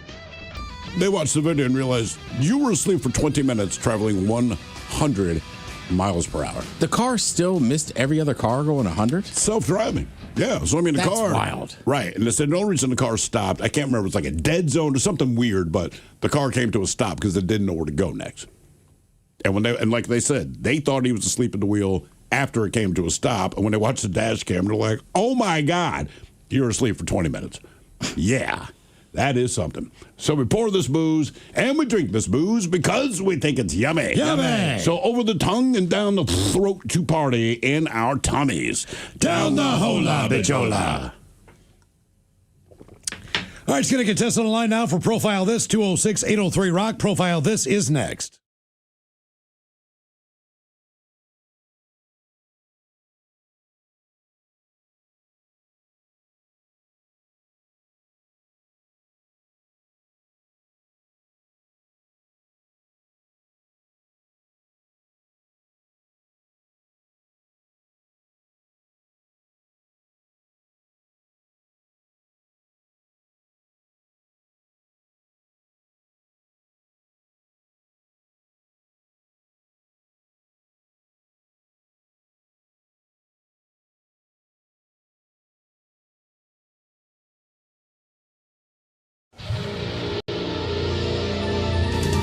From coast to coast and around the world.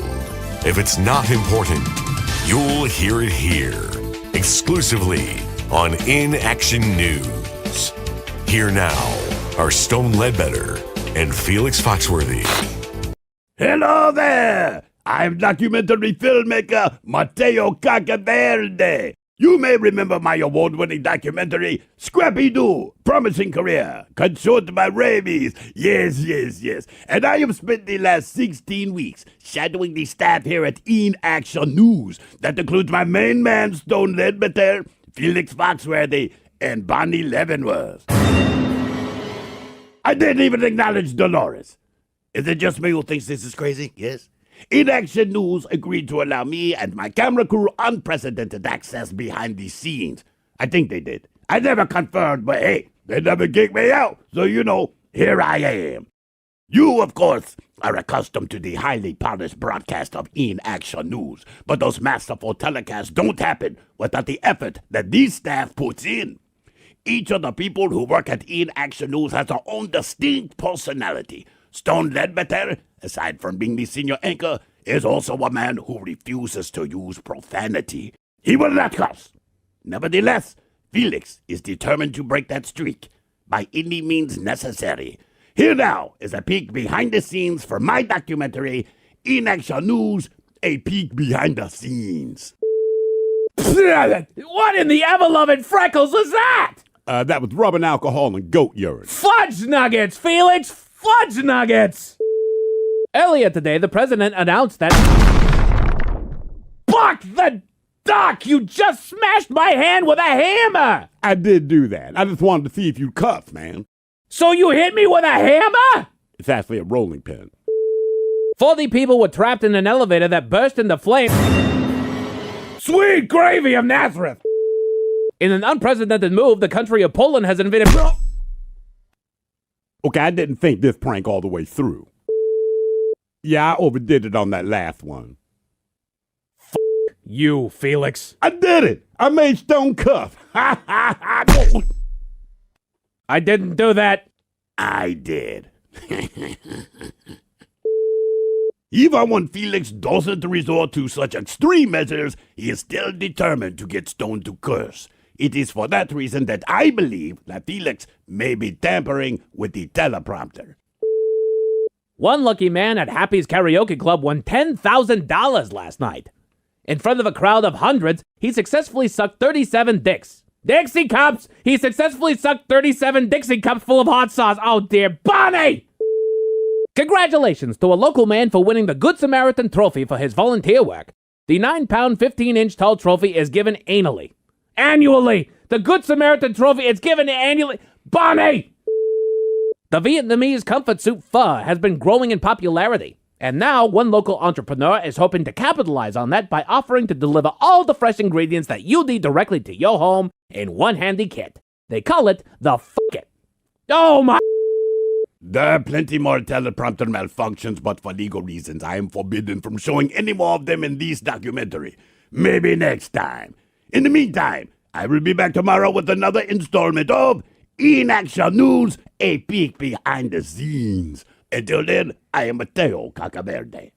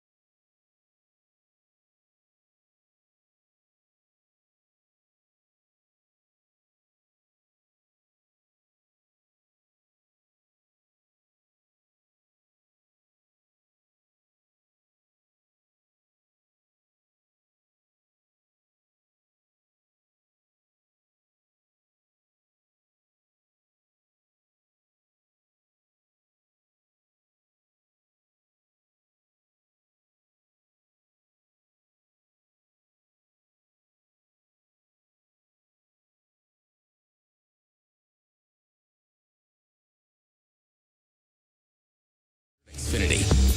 The Men's Room presents Profile This. And Stephen, throw hooks to please everyone on Profile This is played. I sure can, Miles. It's a simple game where we share with you a real-life news story. Something that happened right here on planet Earth. Earth.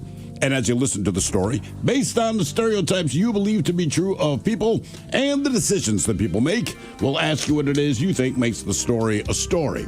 Hello, Luke. Welcome to the Men's Room. Hola, gentlemen. Hola. All right, Luke, you understand how this here game is played? Yes, sir. Fantastic. You have your choice today of one of three categories. We have Bite Me. In other words, what did someone find in their food? Interior Decorating, where you guess the foreign object that ended up on the inside of someone. And finally today, Animalize This, where you guess the animal responsible for causing the problem. You know my favorite, Animalize This.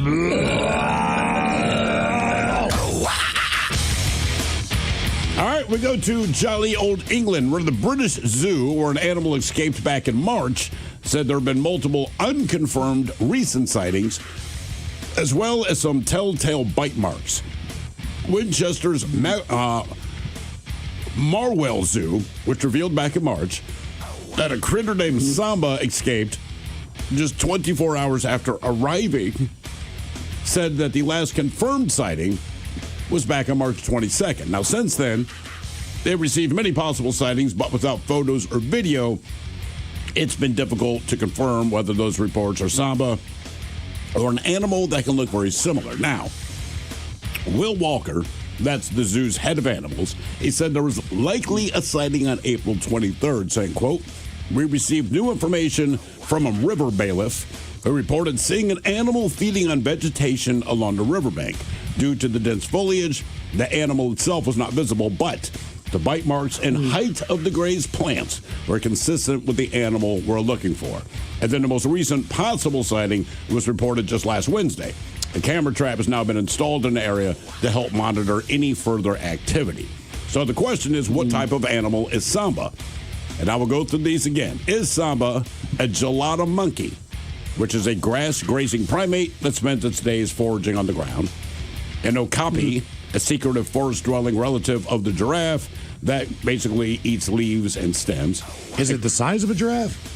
I don't believe that it is. I'm just going to put down giraffe because I can't pronounce it in this script. A capybara, the world's largest rodent, which eats a bunch of hay and leafy greens. Or was it a mini Nubian goat? So again, monkey, okapi, capybara, or goat. All of them are herbivores, etc., etc. I knew this one before you even gave the examples.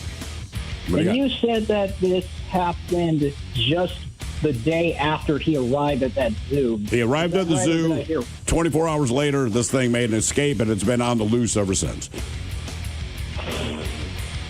Oh. Mike, what do you think? No. What are the choices one more time? Monkey, giraffe, capybara, or goat? I think it's the wily capybara. Capybara. Listen, I think this is very simple. The name of this animal was Samba. Correct. Samba is a Brazilian dance. So is the capybara. Brazilian. Capybara. Yeah, I'm gonna go with capybara. Okay. I'm going monkey. All right. What was this animal on the loose? Monkey, giraffe, capybara, or goat? We're going to find out next. That was a tease. You are listening to The Men's Room.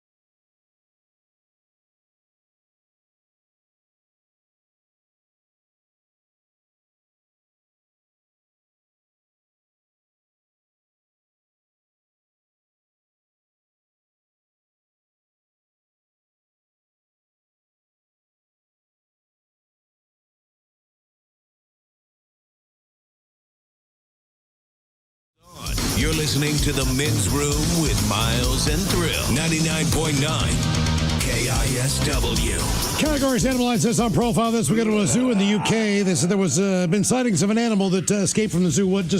24 hours after it got there. It's like, peace. All right.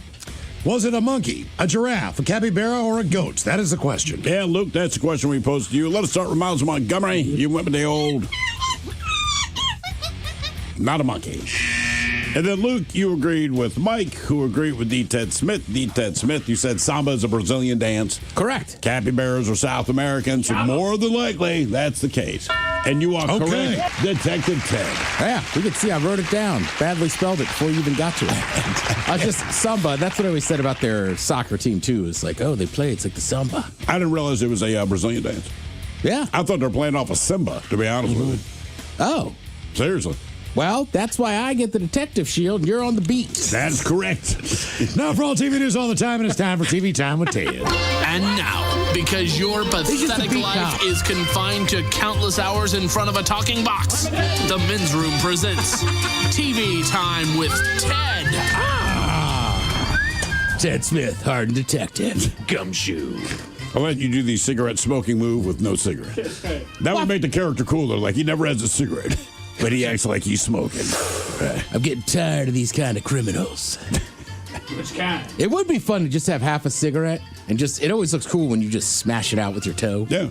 I don't even think you need one. Just do all the moves. All right. The choices today, you got Seth Meyers, the Jimmys, Fallon and Kimmel, Colbert, or Ted Smith. Is it Ted or is it late night? That is right. The Timeless guys have teams of talented writers that help them come up with their monologues each and every night. It is up to you to determine, is this an actual late night joke and from whom, or could it be a The Ted Smith original? It's college graduation season, and of course, some graduation ceremonies are more prestigious than others. It's tough when you when they introduce your commencement speaker with, you know them from season 2 of MILF Manor. The Ted Smith. Fallon? It is college graduation season. Of course, some graduation ceremonies are more prestigious than others. You know, it's tough when they introduce your commencement speaker with you know them from season 2 of MILF Manor. Hot dog eating champion Joey Chestnut's been charged with assault following an incident at a bar. I guess you could say he's taking a bite out of crime. Ted Smith. Yeah. He pled guilty. Did he? Yeah. Let's make it easier. Why drag it out? That means he's going to be on probation for July 4th. Correct. Oh. Instagram introduced a new Snapchat-like feature called Instants that will allow users to send disappearing photos, or you could just say nudes. Seth. Fallon. Get this, the makers of Spam just announced that they are now selling hot dogs. Yeah, even the McRib was like, I wouldn't eat that. That's all right. It was all Fallon. Fallon all the time. I don't have to read the last one. Yeah, go ahead. All right. Let me guess.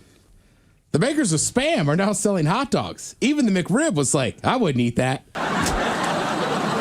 I would give that a try. Spam hot dog? Hell yeah. How much different can it be?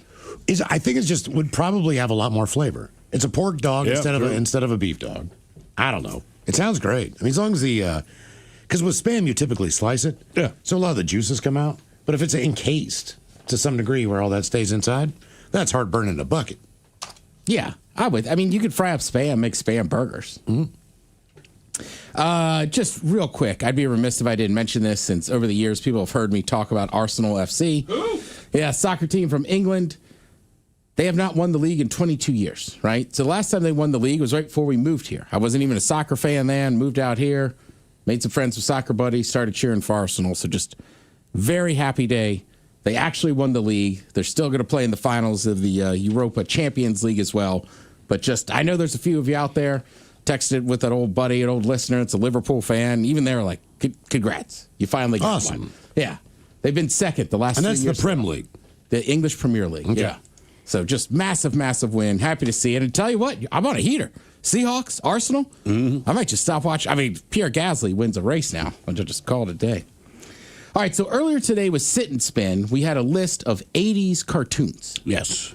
So this is a list that just says, do these 80s movies and TV scenes traumatize you? Okay. All right. You'll recognize most of them. Is this for adults or more for kids? Or just the scene in general? It doesn't matter who it is. You watch this, you're like, oh, God. Yeah, I mean, I think for most of us, you probably watched this like growing up. Some of these you might not recognize, but some of them kids' movies, some of them are adults, right? Let's see. Transformers, the movie. Optimus Prime dies. Sure, I remember that. You didn't see it coming, and like he's the guy, right? So you're like, oh man. Now this one, can you die as a transformer though? Because you're a machine. Can you be like repaired? Yeah, that's what I was thinking too. Like battery goes C-3PO didn't have any arms and legs at one point in time. Yeah. Put his entire ass back together after they disassembled him. And he kept talking. Transformed, could do anything. He's dead, Miles. You guys got to let it go. All right? Don't make people go through this trauma again. You ever been to a car show, man? Have those cars been... I don't know, man. Sometimes they don't make the parts anymore, man. I just know he died. Yeah. He's a Toyota. All we have is GM. I guess it was sad enough that it made an impact. Yeah. Now, I remember this scene because my mom loved this movie. I don't know if you guys will remember this. Do you guys remember the movie Steel Magnolias? No. I remember the movie. I did not see it. There's nothing about it I wanted to see, but I do remember it. All right. Well, Shelby, Julia Roberts' character, has a diabetic attack while getting her hair done. Oh, damn. Not her nails? No, it's like a massive scene in that movie. I think they got to get her orange juice or something. But she died. I will say, that did kind of traumatize me. My mom loved that movie, but that scene every time, it's like, as a kid, you don't fathom that. It's like, what's wrong with her? You ever seen that before in real life? Yeah. You just end up shoving jelly down someone's mouth. Mm-hmm. Yeah. But that's why they keep candy bars in high school in the first aid kit for sports and stuff for diabetic kids. Yep. Mm-hmm. Just don't eat the candy bars. Where are your medic alert people? Them little diabetes kids. I know that sounded bad for those diabetic. Like they're bored with it, right? Like, I don't think most people in high school have type 2. And now, ladies and gentlemen, let's bring up the diabetics, our graduating class. Type 1. Let's give it up for Stewie. He didn't eat his way there. He was born with it. Poor guy can't help it. Now Brenda. Now she ate her way into it. You can tell. Brenda, can someone help Brenda up the steps? I mean, diabetes is awful, whether it's type 1 or type 2, but obviously, yeah. Jesus. That did sound bad. It's messed up. Teacher's favorite diabetic. Let's give it up for Chet. Chet's kind of a class clown, but... All right, these scenes in TVs or movies from the 80s traumatize you. Now, this is an episode, part 1 of Different Strokes. It was called The Bicycle Man. Ooh, that was messed up. All right. I remember that. That dude was either a child molester, kidnapper, something. You didn't know exactly, but you knew I thought he was straight up racist. I thought that was the... No, Arnold and Dudley are groomed by a sexual predator. Oh, it's a sexual predator. Okay. Yeah. He's a predator. Different strokes. Different strokes. Take it easy, man. God dang. It's right there in the name. Jesus Christ. That's not one stroke I want. It's not funny. It's just awful. I can't believe I just read that line. Like spikes. Yeah, I don't remember Different Strokes. The world don't move. I don't remember that episode. Child molester. Miles does. I do. You remember that episode? Oh, yeah. I don't remember. Oh, no. It was a 2-parter, wasn't it? It was. That was part 1. Yes, it was. That's what I'm saying. Part 1 is like, come on, kid. It was a continuation because you did not. They were trying to teach you as a child what to look out for. Yeah. You did not know what this guy was up to. Don't trust the bike shop guy. You just knew that he was being way too friendly with like giving him candy and Some ice of my parents cream never bought me a bike. Doing all these. Yeah, exactly. Yeah, but it was the second episode is like people are starting to catch on. Right. So like more of the parents are. They got his ass. The kids are kind of catching on. Yeah, I mean, I know we went over it all the time, right? You had to have like a code word and this and that. Yeah. Don't talk to strangers. Mm-hmm. I will say, generally, I'm pretty good at following directions. And I remember at some point, I think my mom just kind of looked at me. He's like, I'm talking to this person. You could say hi. Cool. Yeah. You told me not to talk to strangers. I don't know that dude. I don't like it. Never Ending Story. Oh, yeah. Do you know this one? Oh, yeah, the mud. Just that horse. The horse sinks into the swamp of sadness. Yeah. I never watched that movie when I was a kid, and then I'm watching it with my kids a couple of years ago, right, when they're younger. I did not laugh out loud, but I'm like, you got to be kidding me. No, man. Isn't that the biggest puppet ever in cinema? Huh? No, this was an actual horse that they did for this. No. I'm talking about the flying creature in that. What was the name? Oh, I don't know his name. Other than like Mr. Snuffleupagus. The funny thing about the never-ending story, it's 87 minutes. Just throwing that out there. Yeah. But yeah, the horse was sinking in the mud, and I'm trying not to laugh. And my wife's because the kids were upset. Sure. But he was like in something called like the pool of sadness or something. Like, don't get sad. Yeah, the swamp of sadness, man. This is the most ridiculous goddamn thing I've seen in my life, but whatever. Do you guys remember E.T.? Oh, sure. Yeah. When he turns white and appears to die. It turns white. Hello. Looks like a dog started eating mayonnaise. Started eating yogurt, did yoga. Jello John. There's a few more on here, but I will just go with one that I bring up all the time that traumatized me. I cried my eyes out. I have yet to ever watch this movie again. The Land Before Time. I thought you were going to say like something for Joey. No, I've seen sad movies like Bang the Drum Slowly. Yeah. Brian's Song, but I was a kid, and then mom dies right out of the gate. And then again, I'm there with my sister and her friend, and her friend was very attractive. So I guess I was at that age where I was like trying to impress. Either way, crying like a little. Was it a Disney flick? No. Okay, because Disney's always like, hey, here's your main character's parents. Now they're dead. Here's the rest of the movie. I mean, some of the stuff on here is just sad. Farewell, Mr. Hooper on Sesame Street. He actually died. Yeah, he actually died. He's never coming back. Yeah, the guy that played him died. They actually did that episode to help because the guy actually died in real life. So originally they weren't going to address it. And Henson's like, oh, this is a learning opportunity because it's real. I think it's a midlife crisis when you're like in your 40s or 50s. I don't know what you call it in your 70s, but... End of life crisis. Well, just people got to try out different looks. Watch Jimmy Fallon tonight because John Travolta's going to be on there. He's got a hell of a look going right now. He's a director now, Ted. Yes. He looks, I mean... Yeah. Just that chin strap, beard, and he's wearing a beret. It's a bold move, Mr. Travolta, but yeah, he'll be on Jimmy Fallon tonight. Thank you, Ted. We appreciate it. You're listening to The Men's Room.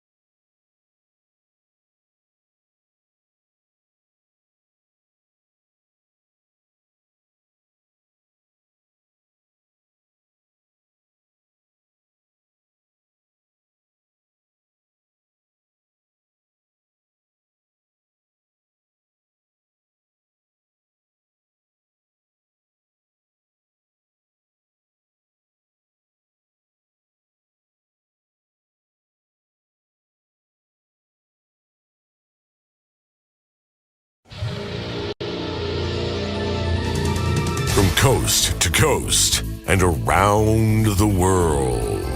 If it's not important, you'll hear it here, exclusively on In Action News. Here now are Stone Ledbetter and Felix Foxworthy. Hello there! I'm documentary filmmaker Mateo Cacaverde. You may remember my award-winning documentary, Scrappy-Doo, Promising Career, Consumed by Rabies. Yes. And I have spent the last 16 weeks shadowing the staff here at In Action News. That includes my main man, Stone Ledbetter, Felix Foxworthy, and Bonnie Leavenworth. I didn't even acknowledge Dolores. Is it just me who thinks this is crazy? Yes? In-Action News agreed to allow me and my camera crew unprecedented access behind the scenes. I think they did. I never confirmed, but hey, they never kicked me out. So, here I am. You, of course, are accustomed to the highly polished broadcast of In-Action News, but those masterful telecasts don't happen without the effort that these staff puts in.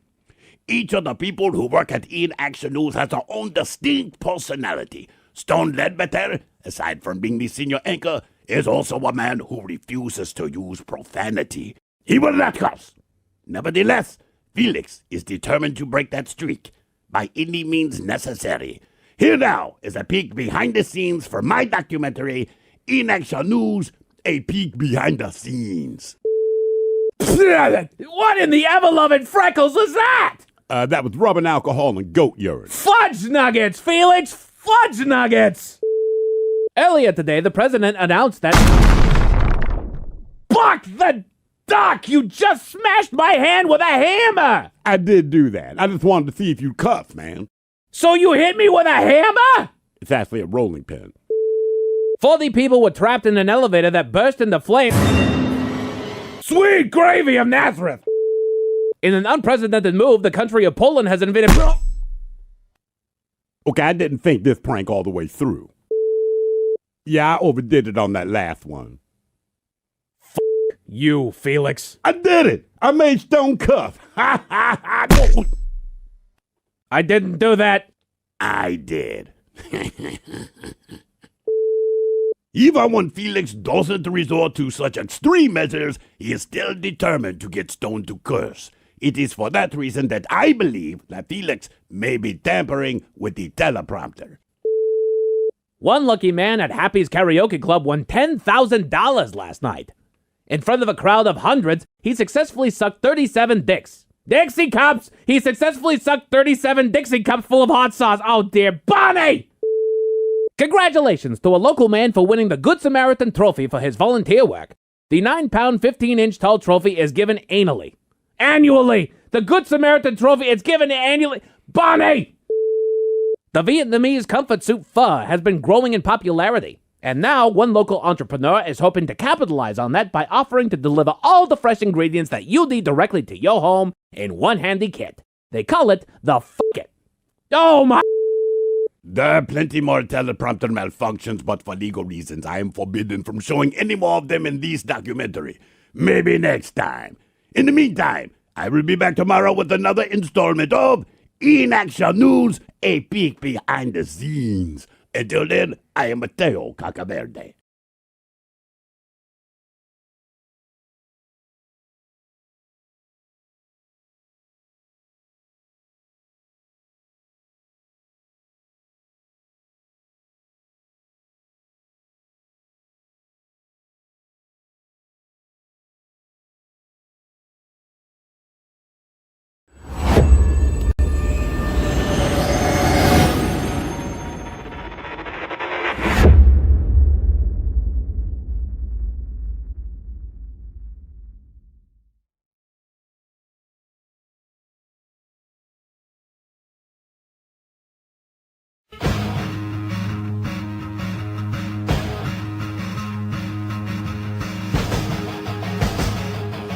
This lovely afternoon. Hola, bitches. It's a fantastic Friday outside. By the way, today's shot is brought to you by Jim Beam Black, which is why we, of course, will be drinking raw eggs. Let's see. Actually, should we crack our eggs before I even start this, man? Dude, I tell you what. Just so you're at the ready, man. I'm just saying. Before I even go through the whole shot. Because, listen, once we deliver the shot,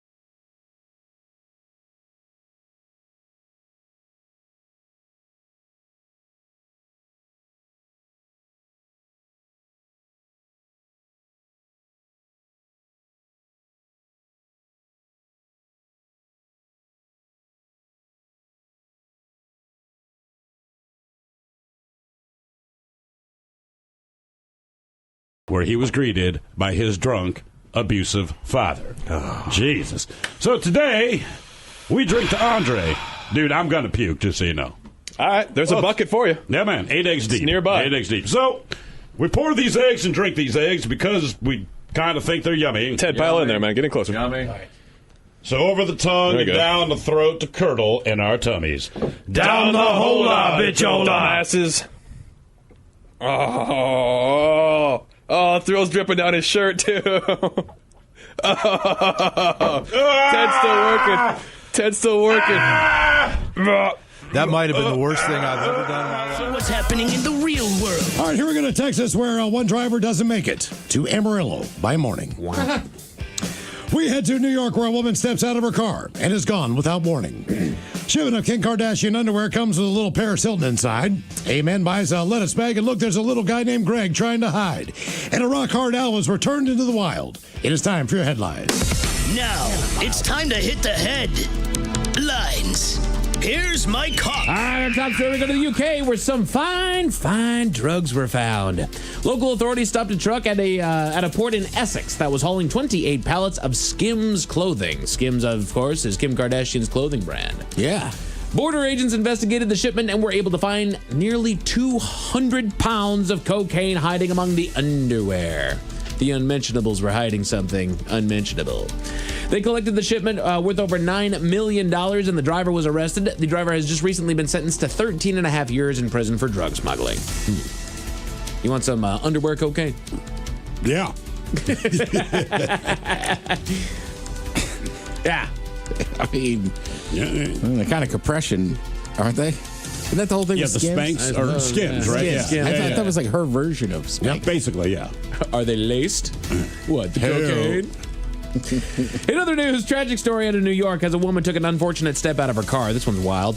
At around 11:20 at night, the woman parked in front of a Cartier store and stepped out of her Mercedes. She then immediately fell an astounding 10 feet into an open manhole that was missing its cover. Crews arrived after receiving a 911 call and quickly extracted the woman from the hole, taking her to a nearby hospital. Unfortunately, she did not survive the incident, and an investigation is underway by local authorities.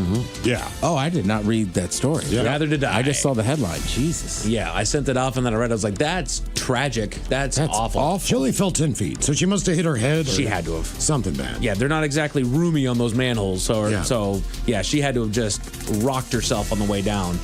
And yeah, she did not make it out of there. That is crazy. That's a wild story. We go to Australia, where even groceries aren't safe. A couple had a bit of a laugh one night when making a steak and salad dinner. They were preparing their meal and noticed a stowaway in their groceries, a small green frog that was taking up shelter in their bag of lettuce.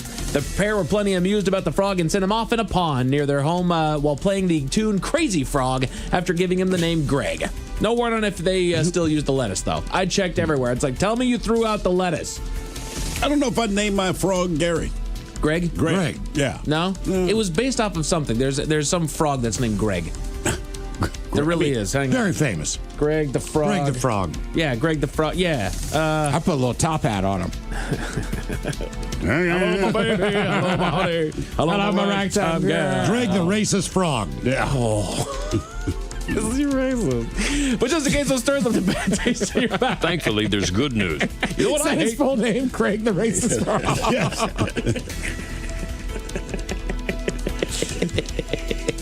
Who's he hate? Everybody. Everybody. Anybody's not green. Oh, jeez. We go to Utah for a wild story. Late last year, an owl was discovered inside of a concrete mixer and was taken out with a quarter of its body covered in wet concrete. Miles, I can't read this doggone story without you in my head anymore. The animal was taken to a vet clinic, which worked for several days to carefully wash the owl to slowly remove the concrete. Yeah, girl. Did you hear how they did this? Yeah, 20-minute baths at a time. They washed all this crap off, but there were some feathers that the owl needs to fly with to maintain its silence. That were permanently damaged. Right. So they took from an owl that had passed. Correct. They took those feathers and inserted them into the same holes. Yes. Jesus Christ. And they took. Yes. It was like the equivalent of an organ donation. Right. Pretty much. It'd be like just someone putting a different arms in your shoulder socket and going, here, go. It's called imping. And they hadn't tried it before. They had never done this before. Somebody else had, of course. They had tested it, but took them 90 minutes, and they said as soon as we started getting a groove, it was just... And they replaced 10 primary feathers, 1 secondary feather. They all took...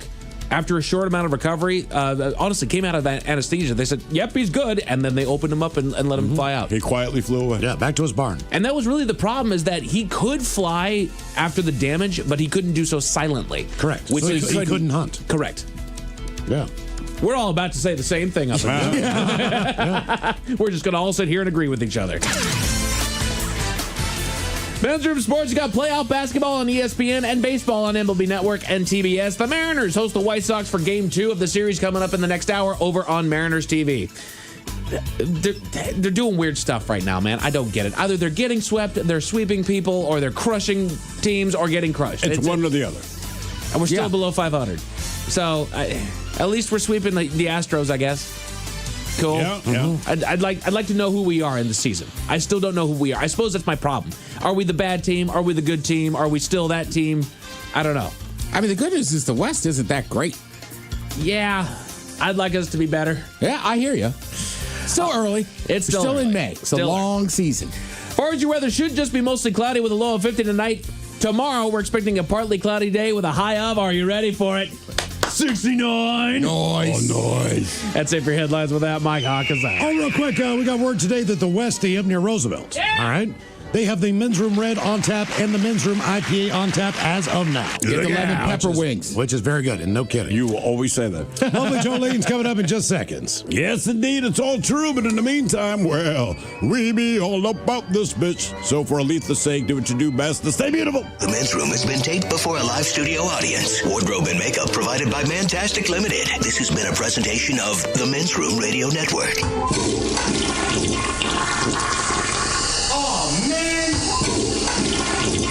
A Double Flush production.